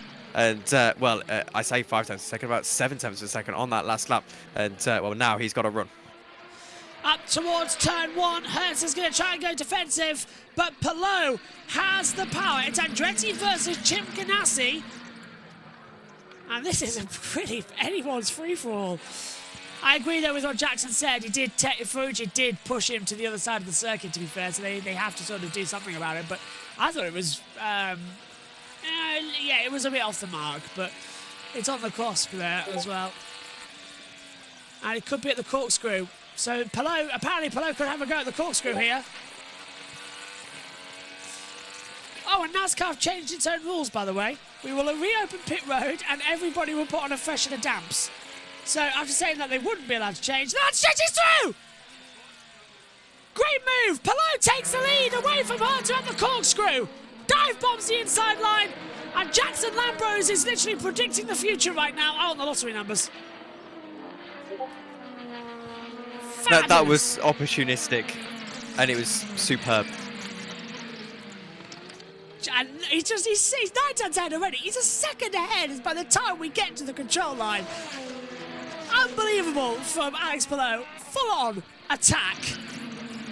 The IndyCar scene has probably been the wildest I've seen in years, both on and off the track, says TBH. And Craig D, who's been with us for a while as well, says JBMotorsports is the only way to watch IndyCar races live if you want to follow the entire race. Bang on, we get everything.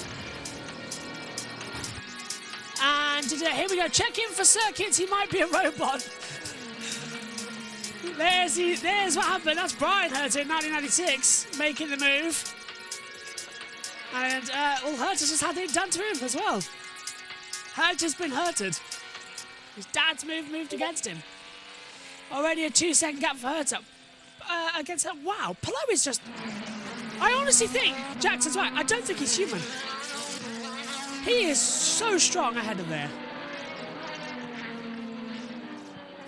And continuing to lap faster as well. Last lap, 1 minute 9.6. Herta, 1 minute 11.3. So struggling on those primary tyres, Colton Herta. And I thought Alex Palou would have a more difficult time actually getting ahead of Rossi. But Rossi on that fuel save strategy. Herta on the poorer tyres has played into Palou's advantage. And now this is well and truly his race to lose. Well, we've had a cracking IndyCar race. We are, 30 laps to go after an hour and 21 into it. But I just had to point out, NASCAR's still going.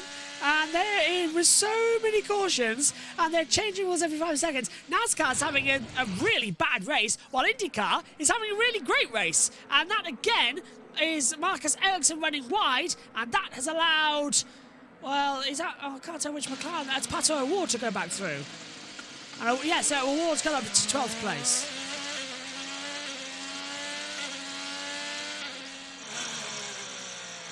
Well, this is looking even better. Just a little off the track there, excursion. I wonder if the media centre for Jackson is at the top there of the pit lane entry. And that's why you can look out the outside. Yeah, this is going to be interesting. Great time, isn't he? He's at the racetrack, presumably getting paid to be at a racetrack. Joy, get on watching the race. Yeah. Tom, get on the Ninja. You can see him. He's on there. He's moving around like crazy. He's standing up in the media centre. He's like us. He's into the pit lane. Whereabouts is our Ninja? It's pinned in the main commentator chat. As Dixon and Harvey come in for change tyres, so does Carl Kirkwood. Have you got it? There's no password, just join. I set it up ages ago. Doesn't appear. Hang on, let me find the link. Yes, it's pinned. It is pinned. I might be blind. Hang on, trying to send it. He's making me do work, guys. Clearly, I am blind. Hang on, where is it? I'm sending it now. Glasses for you. That's true. I'm wearing glasses too. Oh, Herta, Rossi, and Power. Oh, that changes quickly. Should be the last stops of the day, and it's going to be Power, 2 alternatives. Kirkwood is going back to blacks. So there you go, Tom. I'm giving you the link. And Herta, Rossi, Power, McLaughlin, Rosenquist, Lundgaard, and Ericsson. They're all diving down pit lane. Let's head down there. 26 of Colton Herta used reds. New blacks. They opted for new blacks as well. Trying to Herta, black. Herta, black. McLaughlin, red. They're trying to make their final stop, and we'll see what Pelot does. Tough exit for Alex Rossi. He had to drive around the number 3. Lost a little bit of time compared to Colton Herta getting out of pit lane. A bunch of cars now have taken to the pits. Kyle Kirkwood really starting the trend there. And now these all critical out laps as Pelot continues to lay down fastest lap after fastest lap. Really is closing in massively as well. Both Grosjean and Pelot should still need to pit again, Jackson says. So there's 9 laps to go in NASCAR, by the way, and everyone's on a fresh set of wet tyres, and everything's going to hell over there. So this is an interesting day, as always. Have you got the link, Tom? Did you get it? I got it up briefly. It swiftly broke, but I get the idea. Looking very strapping, Jackson, in the media centre. Yeah, 69 laps of 95. 27 laps still to run. Colton Herta is back out. He just pit, didn't he? And in fact, I was setting that up. I completely missed his pit stop. He's on another set of primaries. Yeah, he's gone to, I think, a scrub set of blacks, if I'm not mistaken. Oh, hello, side by side. Is that Rasmussen getting ahead there of Pelot? That's lap traffic. Pelot still leads this race by 12 seconds. That's Rasmussen lapping himself as we get to the corkscrew. Oh, I hate Jackson. That is, oh, another caution, by the way, in NASCAR. That is the best view of the season, hands down. Oh, that is, he's right in front of the 27 garage. He's in the commentary box, for goodness sake. Maybe I need to go and beg some UK series for media accreditation. Touring car's the best one.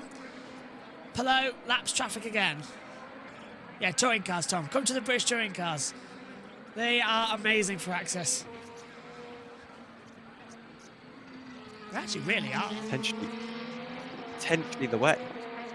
WEC too. Yeah, WEC's good. WEC was good when I went in for that one race.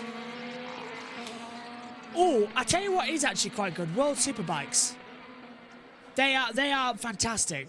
I've been working with them to try and get in as well. Well, try and get in. When I'm going down to see Maddie and all that lot in July, they're great. Julia's working with them now as well. By the way, don't worry. Yes, it's a shame. I think motorbike racing is a snooze fest. Oh, it's... I'm joking. It's low down on my list, but it's there. It's exciting. Oh, hang on a minute. Smoke and dust at the last corner. Pelot in. Race. Hang on, someone else is in. Well, Pelot, Siegel, Rasmussen, Grosjean all coming down the pit lane. So I think it must be Siegel who kicked up that dust. Reds for Pelot. So again, no, blacks, primaries. Pelot chooses primaries, so that's him going on. Dust getting kicked up. Now there's Herta, go on. I was initially trying to work out this strategy, and oh dear, this will be a caution, 41. and it's at a poor time for Alex Pelot. It's number 41 into the grass. It won't be a caution because he's got back going again. So it's a reprieve for Alex Pelot. Yep, continued, no yellow, that was lucky. Stingray Rob nearly putting it off into the... he's rejoined the track dangerously. It might be a penalty, actually, for him. Because of the way he slammed it round.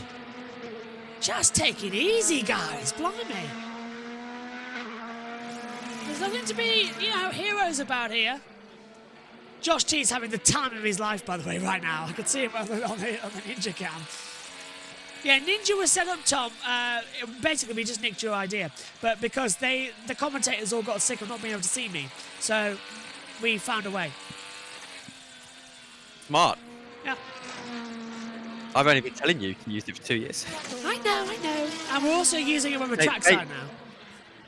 Came in 2022, for those who don't know. I was begging Josh. I was like, use OBS Ninja or Video Ninja.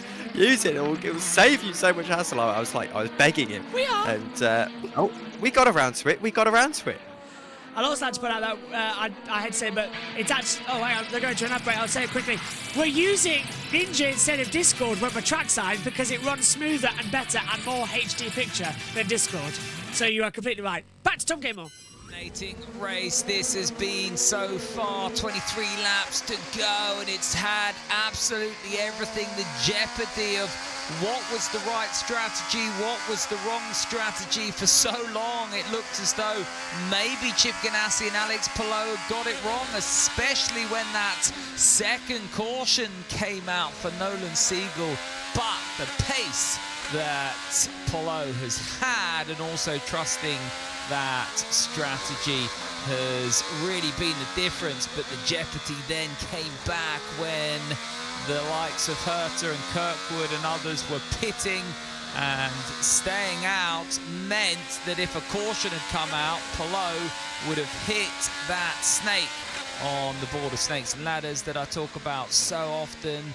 And with Stingray Rob in the gravel at turn 5, that was almost the case, but Palou had already pitted by that stage and he was back out on the racetrack. He looks really good and very comfortable out front now. On board with Scott McLaughlin. This is a move for position. He sends it up the inside of Carl Kirkwood, and that sends Kirkwood back a spot.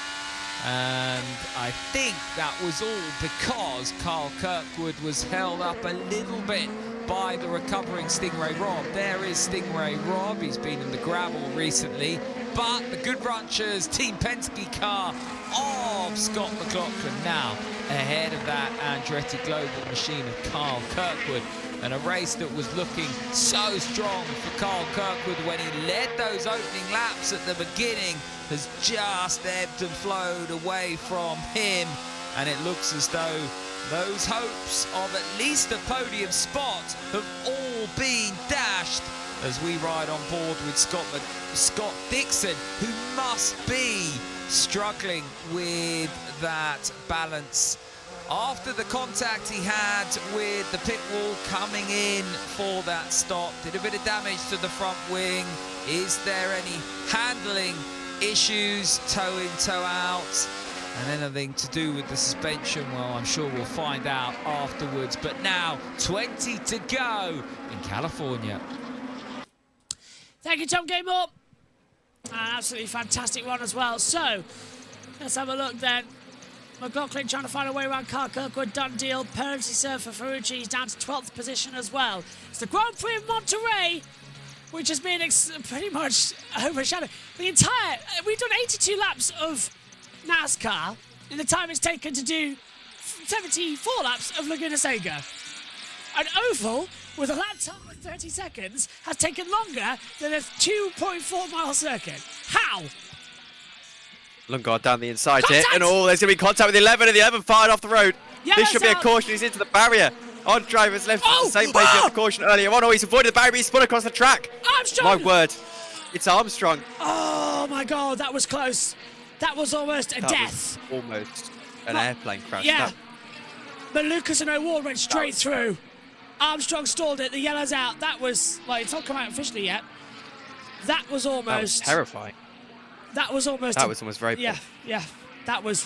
I don't think that was almost fatal. I mean, thankfully they have got the crash structure on the side of the car, but that was certainly... That would have been a big one. Yeah, there's no stopping. It's a blind, fast, flat-out corner. There's no yellow, but Jackson's saying it's yellow. It should be yellow. It should be yellow. The team's think it's yellow, but there's not yellow. Where's the yellow? Has Power gone in race control? What's happened there? This is a late pull for yellow. He's spun across the track, almost had an airplane accident. Yeah, and he stalled it. And now we've got Newgarden coming into the pit lane. I tell you what, they were also lucky there. The way that car bounced back across the track, it was inches from a huge one. Now the full course yellow's out. Yellow's now. Well, I want to ask, why hasn't he held the brakes there? Has he held the brakes? Because he spewed across the track. Yeah. I can't have the dust that big. I want to see a replay. Code Brown moment there. By the way, it looks like they're going to overtime. Just how the USA Today 301 race should end. Overtime. Why are we not calling this as well? Yeah. Both Newgarden and Lundqvist pitted. Armstrong completely stopped to the side of the circuit. that was a bizarre late yellow flag. I understand wanting to let him get going again on his own steam, but he's just hanging there in the middle of the road, watching a replay again. The problem is I can't tell if he held the brakes or anything, so he's careered off the left. Oh, he hasn't. He's just completely rolled across the circuit. Watching it again, on board with Christian Lundgaard, gets himself the run out of turn 3, gets to the inside early into turn 4, is just about a nose in, slightly misses the apex on the inside line, goes into the side pod of Armstrong. That unsettles him. He goes into the wall on driver's left. Then that sends the car back round. I think he's had a little bit of rear left impact on that barrier. He's gone round and back across the circuit. I don't know how he's spewed back across the circuit. If you're holding the brakes, that shouldn't happen. It's Pato Ward as well. We're just watching a fine switchback move that he makes in view of this. Here's another replay as he is looking to just avoid the barrier. He's trying. I'll tell you what's happened here. This is silly. This is very, very silly. So Armstrong, from what I can tell, I'm hoping we get an on board of him. What I can tell, he's missed the barrier on driver's left. He's then put throttle in to try and hold it. So he spewed himself back across the circuit and almost, he chose to roll it through, Jackson says. However, I would say that deserves to be a pretty significant penalty because he's basically tried to put a little bit of throttle in to get himself back going, and that's what's spun him around from what I can tell, which is very, very silly. Smart choice. I mean, you holding it would have ended in with him broadside of the track, so he chose to roll it through. Yeah, it just didn't work. By the way, it started raining in NASCAR, and they're going for a green-white checkered in overtime. Well, that's not going to work, is it? So yellow's out. It's the final lap of the NASCAR finally coming up. Well, this day is just not giving up, is it? I hope JT, goes to bed. Don't want him back. He's done enough. He deserves rest. And I know you're going to call the cricket soon. And that, for everybody who wants to know, will be on USRN. If you want to find it, type in USRN cricket. The YouTube channel. Yes. That's going to be a lot of fun. Absolutely. I'll post the link in the chat. Yeah, that'll be fun. West Indies, South Africa, to do a little bit of a shameless plug. Double header day as well. We're going to be doing the game later on as well, which I actually forget who's playing, but that's tomorrow.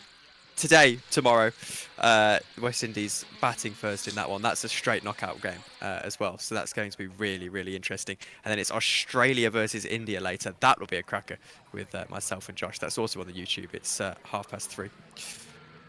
I'm just getting the link and I'm going to post it in as well to the chat. But we're going green, white, checkered in NASCAR. Tell you what, let me call NASCAR. So we've got green. And it's Bell from Briscoe coming in as well, down towards turn 1. Larson from Burton, Reddick. So if you don't want to know the INDYCAR, so the NASCAR results, mute now for 2 minutes. As we're going for a white flag. So I'll call the last lap of NASCAR because I did it all and I wanted to call the ending. So if you don't want to know, turn off for a minute. Into the last corner. Thank you. So, Bell has the green flag, and it's white flag in the air for Bell. Briscoe in second. He's side by side as well through turn 1 with Briscoe. Josh Berry up into second position. His best ever result lined up here. But it looks like Christopher Bell, who won the Coca-Cola 600 due to a rain delay that never got restarted, he's now going to take victory in a race that did get restarted. Out of turn 4, it's all hell further back, but in NASCAR New Hampshire, Bell wins again. Briscoe second in a photo finish with Berry. Larson and Chris Buescher the top 5. What a race in NASCAR that took 5.5 hours, closer to 7. Wow. And now we're back. Let everyone know that we're back here. So there's the end of that one. Right, let's take a quick look what's going on here. Both Herter and Dixon are almost out of the push to pass for the remainder of the field. They are. Actually, look at that. Almost have Both Herter and Dixon have almost double the push to pass as the remainder of the field, and they're coming back to green this lap. That was well timed. And there's a fight going on in NASCAR. Yay! I keep missing them. Right, we're coming back to green this time around. Remember, no overtaking before the yellows of the last corner. So Pallou's going to have an attack here, as the link to the USRN cricket is in the YouTube chat now. I'm going to let Tom go in a minute as well, as he has to dive off to call it. So give us a minute as we go to green flag. Palou will lead them. Newgarden back up into second on the blacks as well. Watch out for Herter. Rossi 2 on the red tyres. We're racing again here with 17 laps to go with the Grand Prix of Monterey.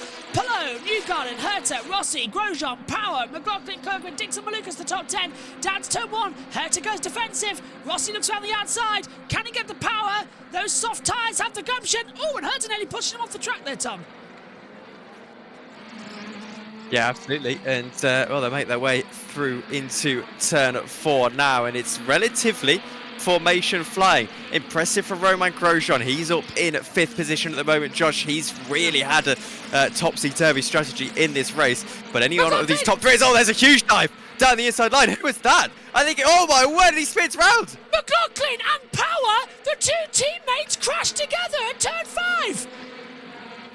What on earth is happening? And now look, they're all slow. Coming into, oh my word, we're going 3 wide in towards the corkscrew. That's never going to work. It's Ott off the track and jumping over sky high goes Christian Lundgaard. Damage to the suspension for sure. He'll have to box. And all hell has broken loose. Lundgaard flies and off the track goes Rasmussen. What the hell? And Luca Ghiotto. Tom, we're going to let you go. Thank you very much for coming in. What's your last thoughts on this one? This has been an absolute cracker. I haven't caught much of INDYCAR this year, but this has genuinely been one of the best races I've watched all year. And hopefully I'll be back for more soon. I'll be off to do the cricket. Enjoy the rest of the race, Josh. Thank you, Tom, very much for sticking with us and coming in to help. Go and enjoy the cricket. Happy birthday. He's already Wow, this race is giving us a manner of everything, isn't it? It just will not stop delivering the action that we experience here. Worried I hit the wrong button there. Fabulous running. Just won't stop. It will not stop. Someone else off, I believe, Newgarden. Newgarden off too! Joseph Newgarden is off as well. All the Penske's have just gone nope and have taken themselves out of the race. Well, you wanted unpredictability, you've got it. 15 laps to go, as Ian Birch would say. Anything can happen, and it usually does.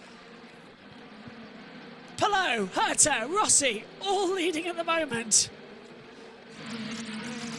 I'm having ice cream after this one. Ah, water.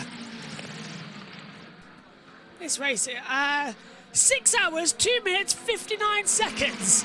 That's how long the race was for NASCAR. What a stream. Well done to JT, I must say, who's watching along. I'll just hold up the wow once again. So, how did Newgarden get into second? Grosjean deserves second. Yep. Newgarden's run off the track and he's dropped down.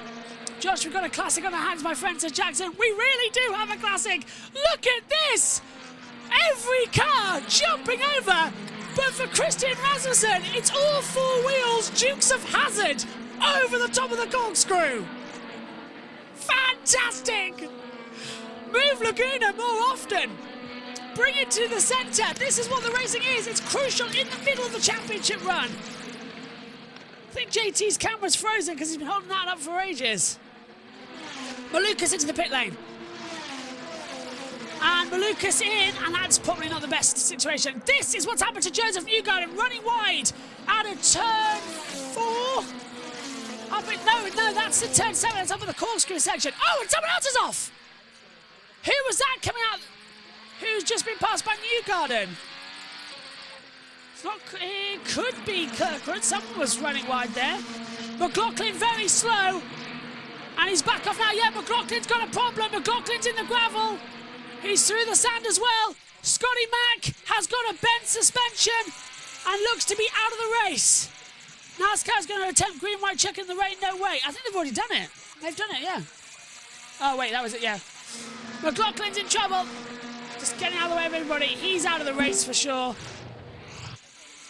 So, oh, hang on a minute. Now Siri's activated for Madhouse. Yeah, McLaughlin's got absolutely no traction. JT, go to bed. You've done enough. How are you? Is your voice okay? NASCAR solo commentary. Oh, I can barely hear you. Hello? You're very quiet. Just to let you know. Try again. Hello? Hello, I can hear you now. Yeah, NASCAR solo commentary is insane. It's so nice to do, Josh. All right, fair dues. Megan did say, did you want to join? But she said that you looked like you were doing fine. Hang on, blow up, blow up, blow up, and the full course yellow's out. More blowing up. It's Jack Harvey just outside the pit exit.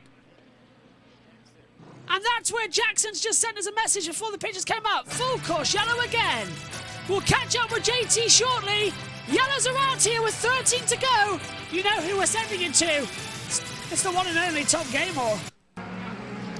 Well, it's all gone a little bit chaotic, hasn't it, in the last few laps? That was quite the move from Scotty Mack on his teammate Will Power. I wonder if it'll be Will Power 2.0 on that move when they get to the debrief in the Team Penske trucks. And Jack Harvey doing a wonderful job with a bit of reverse parking there, albeit I guess he would not want to be doing that at this stage in his Dale Coyne Honda with 12 laps to go. But the caution is back out, and what does that mean? It means Alex Palou will be back under threat from those behind him. This time it's not Joseph Newgarden in the firing line, it's Colton Herta. And Colton, of course, the House of Herta as it's known, 2 wins to his dad, 2 wins to his name as well. He has a much faster race car than Joseph Newgarden does. So what can Colton Herta do at the restart as we see Jack Harvey being recovered into the paddock? Alexander Rossi, well, he's looked fast all weekend, really quick yesterday, very quick again today. And if any one of the cars is slow away when we wave the green, then Rossi will not need a second invitation in terms of sticking that papaya McLaren up the inside or around the outside of the cars in front of him. And Romain Grosjean, can he get on the podium in his green and black Hunko's Hollinger car? Oh, there's so many question marks. With 12 laps to go, there's so much to play for here still in this Grand Prix of Monterey. Well done, everyone who stayed up. And you are going to be treated to quite the show. And if the last restart is anything to go by, it might not be the last caution of this race. Let's head back and hopefully get to the checkered flag. Thanks very much to Tom Gaymore, who knows full well that we've been sort of everywhere. JT, what a race we've been having. I'll catch you up. Hell. In fact, Jackson's basically given us a written commentary in the comms chat. If you want to read through it quickly. He's done absolutely amazing with all the information. So if you want to read through that, you can go through. TBH says, love your enthusiasm, guys. You should be in the box. This is why you need to watch all the races. Some aren't great, but most are really good. Absolutely. Laguna Seca usually is not a great race, but sometimes it just blows up into this. I'll start over on Ninja, and then I'll go over to Discord. That's how it went, yeah. How does that add up? We were just doing 86 before yellow. We wanted you to get UGuard. We were giving you something to play with. We'll talk about it later. Focus forward. And so Tom says the fantastic thing about IndyCar is that you get races like this on ovals as well. Absolutely. And we're on ovals coming up soon as well. Jackson, whose trackside's going to be taking us through there. I'm so happy they made it this time of year now where it's not either all or nothing. Back to green. We're coming back to green. You get 2 seconds, JT. Go. May I ask why there's a chat which says, "This is not early, Josh. What are you smoking?" I've not a clue. What is that about? I have... Where is that on is that on... Ninja. I have not got a clue. Green flag. Don't forget the new procedure where you can't overtake until after the last corner. We're racing again with 10 laps to go. And round the outside, Colton Herta wants all the glory that Laguna Seca has to offer with the setting sun giving us a beautiful backdrop. Look at Grosjean. He's going for 3rd place, trying around the outside of Rossi. Rossi's on the he's on the alternative tyres. Everyone else around him is on the primaries. So how long are they red soft tyres going to last? But Palou is pushing like mad. JT, I think after this one we deserve ice cream and a nap. Yeah, and guess who's up at 7:30? Hi. I might actually be up earlier as well. And I'm also covering the cricket tomorrow with Tom. What time's that? 3:30. Oh, that is an incredible view, Jackson. I've just seen that in comms chat. Yeah, I know. Herta, need to know the last time Rossi on the podium. Rossi was on the podium a couple of races ago, wasn't he? And Grosjean last year at Indianapolis, if I'm not very much mistaken. I'm not going to question some of the chats that we've got in comms chat. Check him for circuits. He might be a robot. This is Palou did a what dive you bomb. get when you've not got context. Palou made a dive bomb around the outside in a stunning manoeuvre on Herta. Dixon Herta still with plenty of push to pass left. Yeah, Herta's got 55, Dixon's got 64, Zulane. So they're still pushing like crazy. Power with 48 and Rosencrantz with 49. They're not too far back from that little battle either, actually, so watch out for them in the mix. 9 to go. And then this day will be over. Oh, Kiffin Simpson! Kiffin Simpson's in trouble according to Jackson, and the full course yellow is out again. It's in the top corner, he's spun. And there's another car in the wall heavy. Someone else as well. Someone else, it's Graham Rahal, who's hit the concrete wall. And this might be a red flag with 9 to go. Rahal in the wall, heavy, and he's okay. Car, no. Yeah. He's well, he's hurt his wrist a bit. It's become even more goldy and yellow with the gravel. But Graham Rahal. So close, 9 laps to go in this race. Hurt is angry. Sorry, Rahal's angry. And that fuel that... Simpson out. Rahal went like that, just shaking his wrist, so I don't think he had time to let go of the steering wheel. Kiffin Simpson's there, and Rahal gets out of the car. He can't cross the track, remember? He'll get straight into the safety track. But is he good? Yeah, he has to get in the safety track. He can't cross the circuit. It's not NASCAR. Kiffin Simpson's out of the race as well. Wonder if this might be a red flag in order a restart. Just lost it on his own, collected Rahal. Yeah. Concrete wall is what I didn't like for Rahal to hit there. Did he get tagged by Canapino? He did. Simpson got tagged by Canapino, and that's why he went across the circuit. Canapino's caused another accident. Yeah. Watch this. Look, Canapino dives to the inside line, tags the back. There, which then puts Simpson wide and spins him around. And he's tagged the McLaren as well. So, yeah, that is the fault. Yeah, that is the fault of friend coming into it as well. Oh, no. I am going to say this. I am completely changed topic, but I'm very surprised that we continued the NASCAR race. I'm massively surprised. I thought we were done.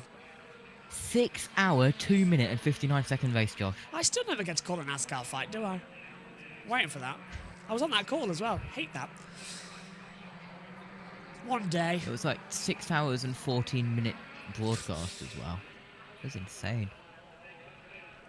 We need to lie down. Right, right. Unlucky for Rahal, Kiffin lost it on his own contact with the Juncos car involved. Yeah, so it was Canapino. Pelot's dad is losing it right now. Oh dear. Well, does he think the race is going to restart with 7 to go? Yeah, watch. So that's not showing the full facts. Oh, and the wheel for Rahal twisted round, and he tried to get hold of it, but he's going to head towards the concrete wall, and he took his hand off the wheel, but it span round, JT, because there was no power steering, so it just went whoosh right round in his hand. Yeah. He's okay, though, thankfully. Big one. And that's going to be a big clean-up job. And Jackson thinks that Graham is going to have a word with Simpson. He is. Here we go. Fight, fight, fight, fight, fight, fight, fight, fight, fight, fight, fight, fight. Oh. Oh well. Silent in the safety team, maybe. I don't know. Come on, guys. Is it too much to ask to have a one fight? Alex says this is boring. It was, yeah. No fight. If there is one, we won't see it. Yeah. 7 to go. Yellow's out again. Yellows breed yellows here at Laguna Seca. That's what we learned last year the hard way. They also caution is breeded cautions at NASCAR as well, which was painful. Yeah, how many did we end up with?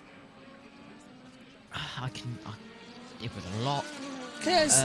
14. 14, wow. Last race we had 8 cautions here. Do you know what the record is? 17 back in 1994. We've almost met that record. Is that for New Hampshire? Yeah.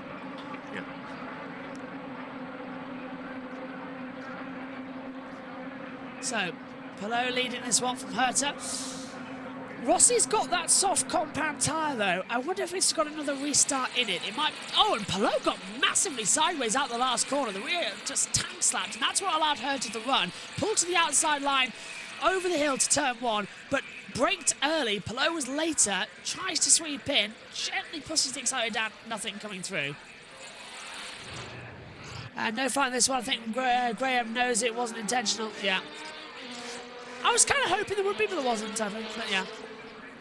Kiffin could have explained that it was Canapino that sort of hit the side of him as well. It's a broken rear suspension.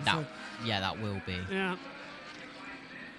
Surprised they haven't stopped the race, to be fair, to ensure green flag running. We're just ticking down the laps here. So we're down to... How many are we down to in this race? Looking down on the order. Rahal's out, so we're down 22. Armstrong is the last runner on the circuit. Everybody else is out. Herta has 55 seconds of push to pass yet. Yeah. Rod Brown says McLaughlin is done in terms of what? Having an attack? Yeah, could be. Done for the race, or do you mean Penske will fire him, says TBH. Reserve says, now, how exactly did Graham crash? I thought Canapino hit Kiffin. He did, and Kiffin was sideways at the top of the hill, and Rahal had nowhere to go, and just slammed into the side of him. It all happened too quick as a concertina. Rahal couldn't go anywhere, because Kiffin drifted into the side of him on the track. So it was just a concertina.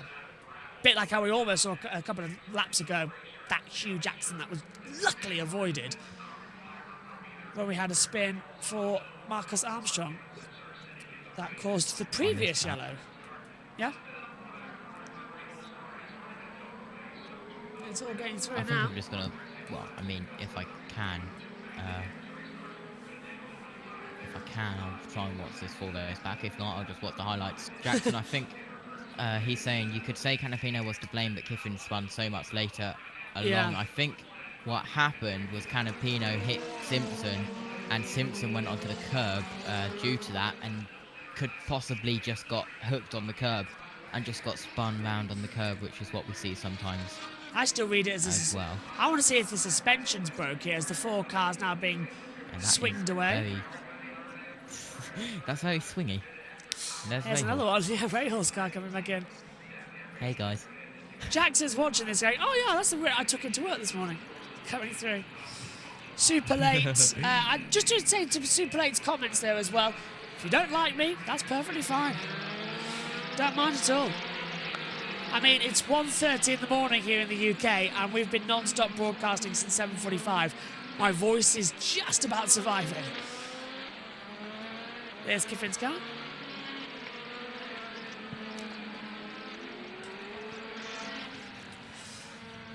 Anyway, hope you're having a lovely evening and enjoying the action. Because I think we're going to go green with 3 to go, you know. That's the feeling I've got. Jackson has said, by the way, huge thank you to WeatherTech Raceway Laguna Seca for this opportunity. It's truly been magical. And I'd like to personally thank Jackson for his work this weekend as well, across Grid Network, JBMotorsports, and, of course, his own publication and Outlet Media as well. We're coming to the green with 4 to go. Okay. Your prediction was bang on, Jackson. Well done. Yeah, it's going to be good, isn't it? Right. All hands on deck. They need to put a safety barrier there, yeah. And build different. Jackson has been calling this all day perfectly. It's like he's seeing the future. Green flag, points as they run. It's because they have... Probably, yeah. No delay. Yeah, they've got nothing. We've got 8 seconds delay, but we're racing again with 4 to go. Palou, Herta, Rossi. Rossi's looking to the inside line down to turn 1, but round the outside once again. Romain Grosjean trying to do what he did on the restart about 3 ago. Can't manage to swing around the outside of Rossi this time. Newgarden's dropped down to 5th position. Remember, he went off the track as well in the previous restart and dropped down from 2nd. Herta's sticking with Palou, but Palou's just taking off. 22 seconds for Palou. But Herta needs to use all of his push to pass now. Santino Ferrucci's trying to make something happen as well, he says, and I'm looking at him moving around in the pack. Leonardo says, 1:30 in the morning, now you know how it feels being in the States, and a fan, don't miss a session that's televised. If you are a fan who watches all the action during the middle of the night, you're die-hard fans, and we respect you massively. Palou sets sail again, so Jackson he does. Canapino's into the pit lane for a penalty, I believe. And Armstrong's in too. Maybe they haven't got fuel. Worth it. Watch Newgarden and Grosjean. So Newgarden's closing in on Roman. 3 to go. I wonder why we're getting these cars down pit road. Around the outside, Grosjean defending down into turn 1 and 2, but leaves the door open. Newgarden trying to put his nose up the inside line just to sneak a way through. He can't do so. 3 to go. Rossi still on those alternative tyres now. Losing out. Big snap from Carl Kirkle coming out of 4. Took all his strength to hold that one. I think this is turning into quite a good one. Whole field almost backed up behind him now. There they are. Palou's taken off. Herta 2, Rossi. Yeah, it's Grosjean back though, sort of stopped together. You sort of see under the driver tracker as well, who's escaping. Armstrong is still so far behind the order. Hasn't been able to catch back up on the lead laps. Go Roman, I'm a Haas fan. Chloe Chambers is the boss. Chloe Chambers brilliantly winning in the F1 Academy race this morning.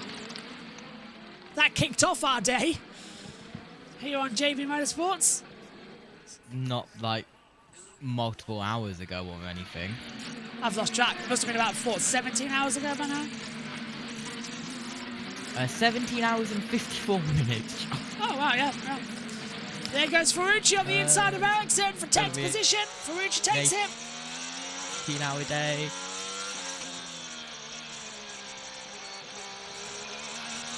I say so much going in this race. I'm literally describing the action that comes. Still, look at this. Kirkwood, followed by Dixon, Power, O'Ward, and Ferrucci. So they're all bunched up together as well. Dixon still looking left up the hill towards turn 7, trying to find a way through as we approach the corkscrew. Someone was off. Yeah! Spinner! Now, I can't tell from this angle who it is. Car around. No sign of a local It's yellow. Newgarden. It's Joseph Newgarden, not again. It is.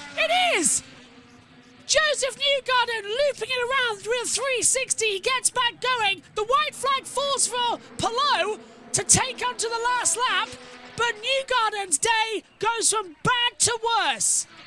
White flag, no yellow, so the next one ends the race. Jackson telling us who it was Newgarden on the board. We couldn't tell. We were on helicopter camera, so we couldn't see anything. All we heard was the spin around. But again, that's the 3rd mistake in this Grand Prix from Joseph Newgarden. Penske have had a weekend to forget. Chip Ganassi have had a weekend to remember here in Monterey. Herta 2 with Andretti fighting back. He would have so loved to have won this race, but it wasn't on the cards. Alexander Rossi is going to put McLaren back on, but there's only 5/10 between Rossi and Grosjean. Less than that now. Can Grosjean steal a podium place away? But the championship leader is going to do it again in 2024 and rocket his way into further domination.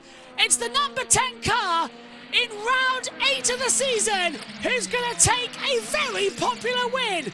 Laguna Seca has dominated with delight. Alex Palou wins the Grand Prix of Monterey. Colton Herta is second. The two who dominate this circuit are 1-2. Rossi third. Grosjean a super impressive fourth for Young Cos Racing. Followed then by Dixon sixth. Power seventh. Pato Award is eighth. Ferrucci ninth. And Marcus Ericsson does come home in 10th. Rosenquist 11th. Nolan Siegel, despite causing the first yellow flag of the day, puts it in 12th. It's 13th for Rasmussen, 14th for Fittipaldi, 15th Lundgaard. Malukas finishes his first ever race in 16th place. Linus Lundqvist 17th.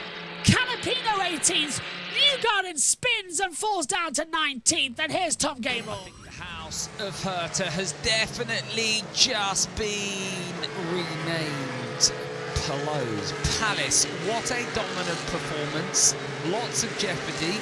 It was in doubt more than once, but the cream always rises to the top. Alex Palou was so quick. He was so quick yesterday. He was so quick today. They trusted their process. They didn't panic. They stayed true to their strategy, and they knew exactly what they needed to do to execute here today. And he had plenty of speed bumps thrown into his path at the end there. Plenty of restarts, drama to manage, drivers to fend off down in turn one. It didn't faze him. It doesn't faze him. This driver is very, very special. Alex Palou does it again. 2 times a winner around this circuit. He joins Colton Herta out of the current drivers with 2 wins around here. And that make that 17 out of 27 now winners who have started from pole position. 17 of the last 27. Alex Palou, phenomenal victory at Laguna.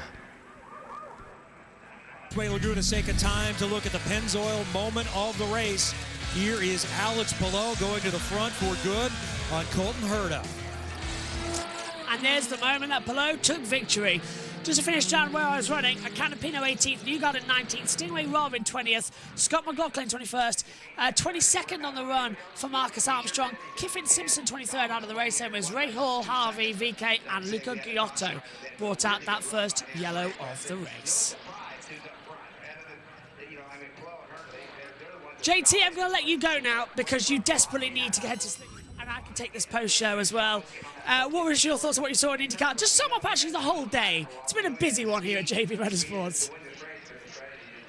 Yeah, absolutely. It's been an incredible day. I've been on some incredible race broadcasts from British Touring Cars Race 2 and to NASCAR, and then the last 15 laps or so of INDYCAR. It seems like, Josh, that any broadcast you're not in, it turns out to be a really good one, but NASCAR solo, as bad as it sounds, really good. It's good, and I don't want you to take this the wrong way, but it feels easier just because of how it easily flows, because it's like how you have like with so many moves going on at the same time because of overs. But what a race! So many good races, and even in the F1 Sport races, which I didn't see, sounded good as well. Cheers, JT, for your hard work this weekend. Now get to bed. Go on. See you soon, JT. And I am up in 6 hours. Oh, God. Thank you, JT. Go on. I'll see you next weekend. Take care. Nice. Bye. See you, JT. Let's hand back over to MPC for the post-race ceremonies. Here, including the exhibition race at Thermal, this has been the result. Alex, let's stop you here. Congratulations, and it looked like the strategy maybe at one point was not going to work in your favor, then it swung back the other way, and you still had to survive some restarts at the end there. Maybe you had a little bit of a tire disadvantage, so how did you manage all of that and get in victory lane again? Yeah, it was a chaotic race, man. Didn't do a really good job on the start, and those restarts at the beginning lost what we've been working so hard in qualifying to get that first position. But yeah, they did a tremendous job. Strategy was a bit risky for the position we were in, but we knew we had the pace and we just had to execute. So it was fun. 2 months intense at the end with those restarts. But yeah, overall an amazing win for the 10 DHL car. It seems like there is nobody better than the Chip Ganassi Racing Group at making these risky strategy plays work. At this point, how much confidence do you have in Barry and this entire group when that's the option that's kind of on the table, that's the right option? Yeah, I mean, 100%. At that time, I doubted a little bit.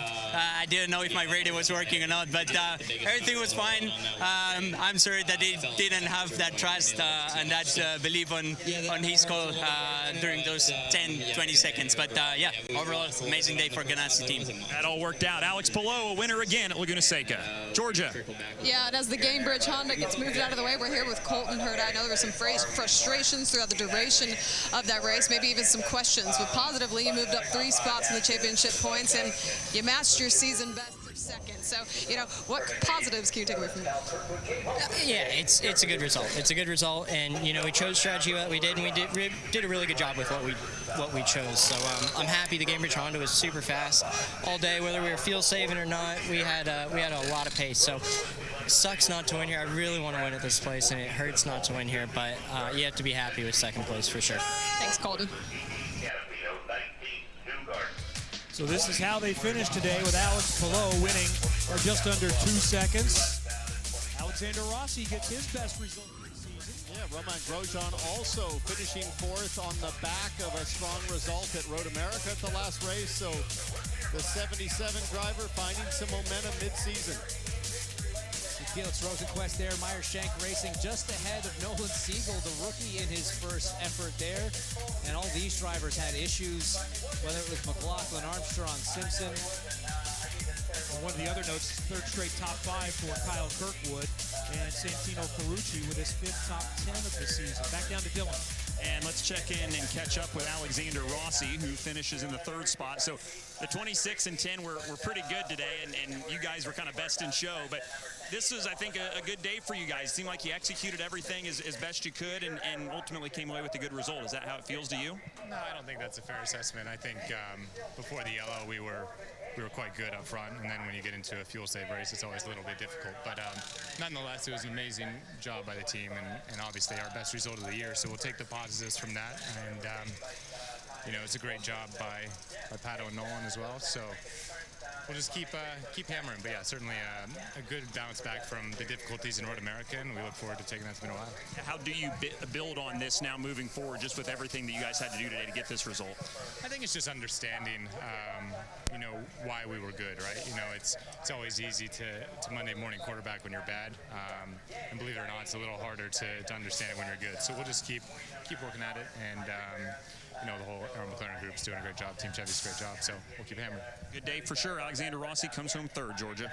And it's all smiles all around for Romain Grosjean and Junko's Hollinger Racing. It's his best result of the season. It's the team's best result ever. You knew you had a fast race car this whole weekend. You told me earlier this weekend. How were you able to capitalize on it? Yeah, awesome. Quite a good race. I think, you know, I knew we had the fast race car. It was a tough race. I think we see a lot of people going off, and I went off myself a few times. It was very physical, very hard, but I think we did an amazing job with the whole team, with Chevy the whole weekend. I'm very proud of everyone, and it was close for the podium. I think a little bit too many safety car at the end because I was on blacks and I knew I didn't have much stake, so I was coming for Alex Rossi.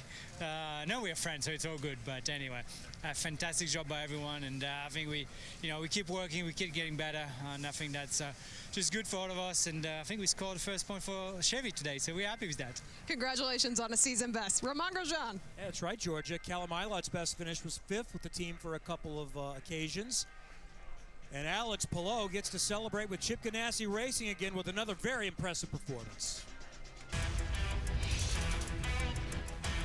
So we've had a good weekend here at WeatherTech Raceway Laguna Seca. We really have. What an epic weekend it has been here.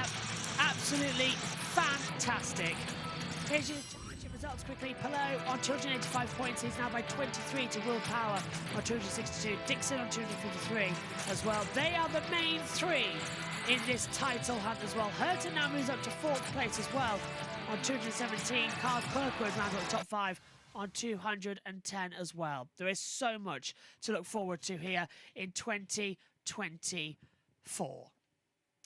And that's exactly what we're going to be lining up with. It has been a epic race weekend at Laguna Seca. My thanks to Jackson Lambrose for being trackside and providing us with all the information as well. My thanks to Josh T. My thanks to Tom Dillon. And my thanks as well to Tom Gaymore for filling in the coverage breaks as well to give us all a voice break. My thanks to all of you at home as well.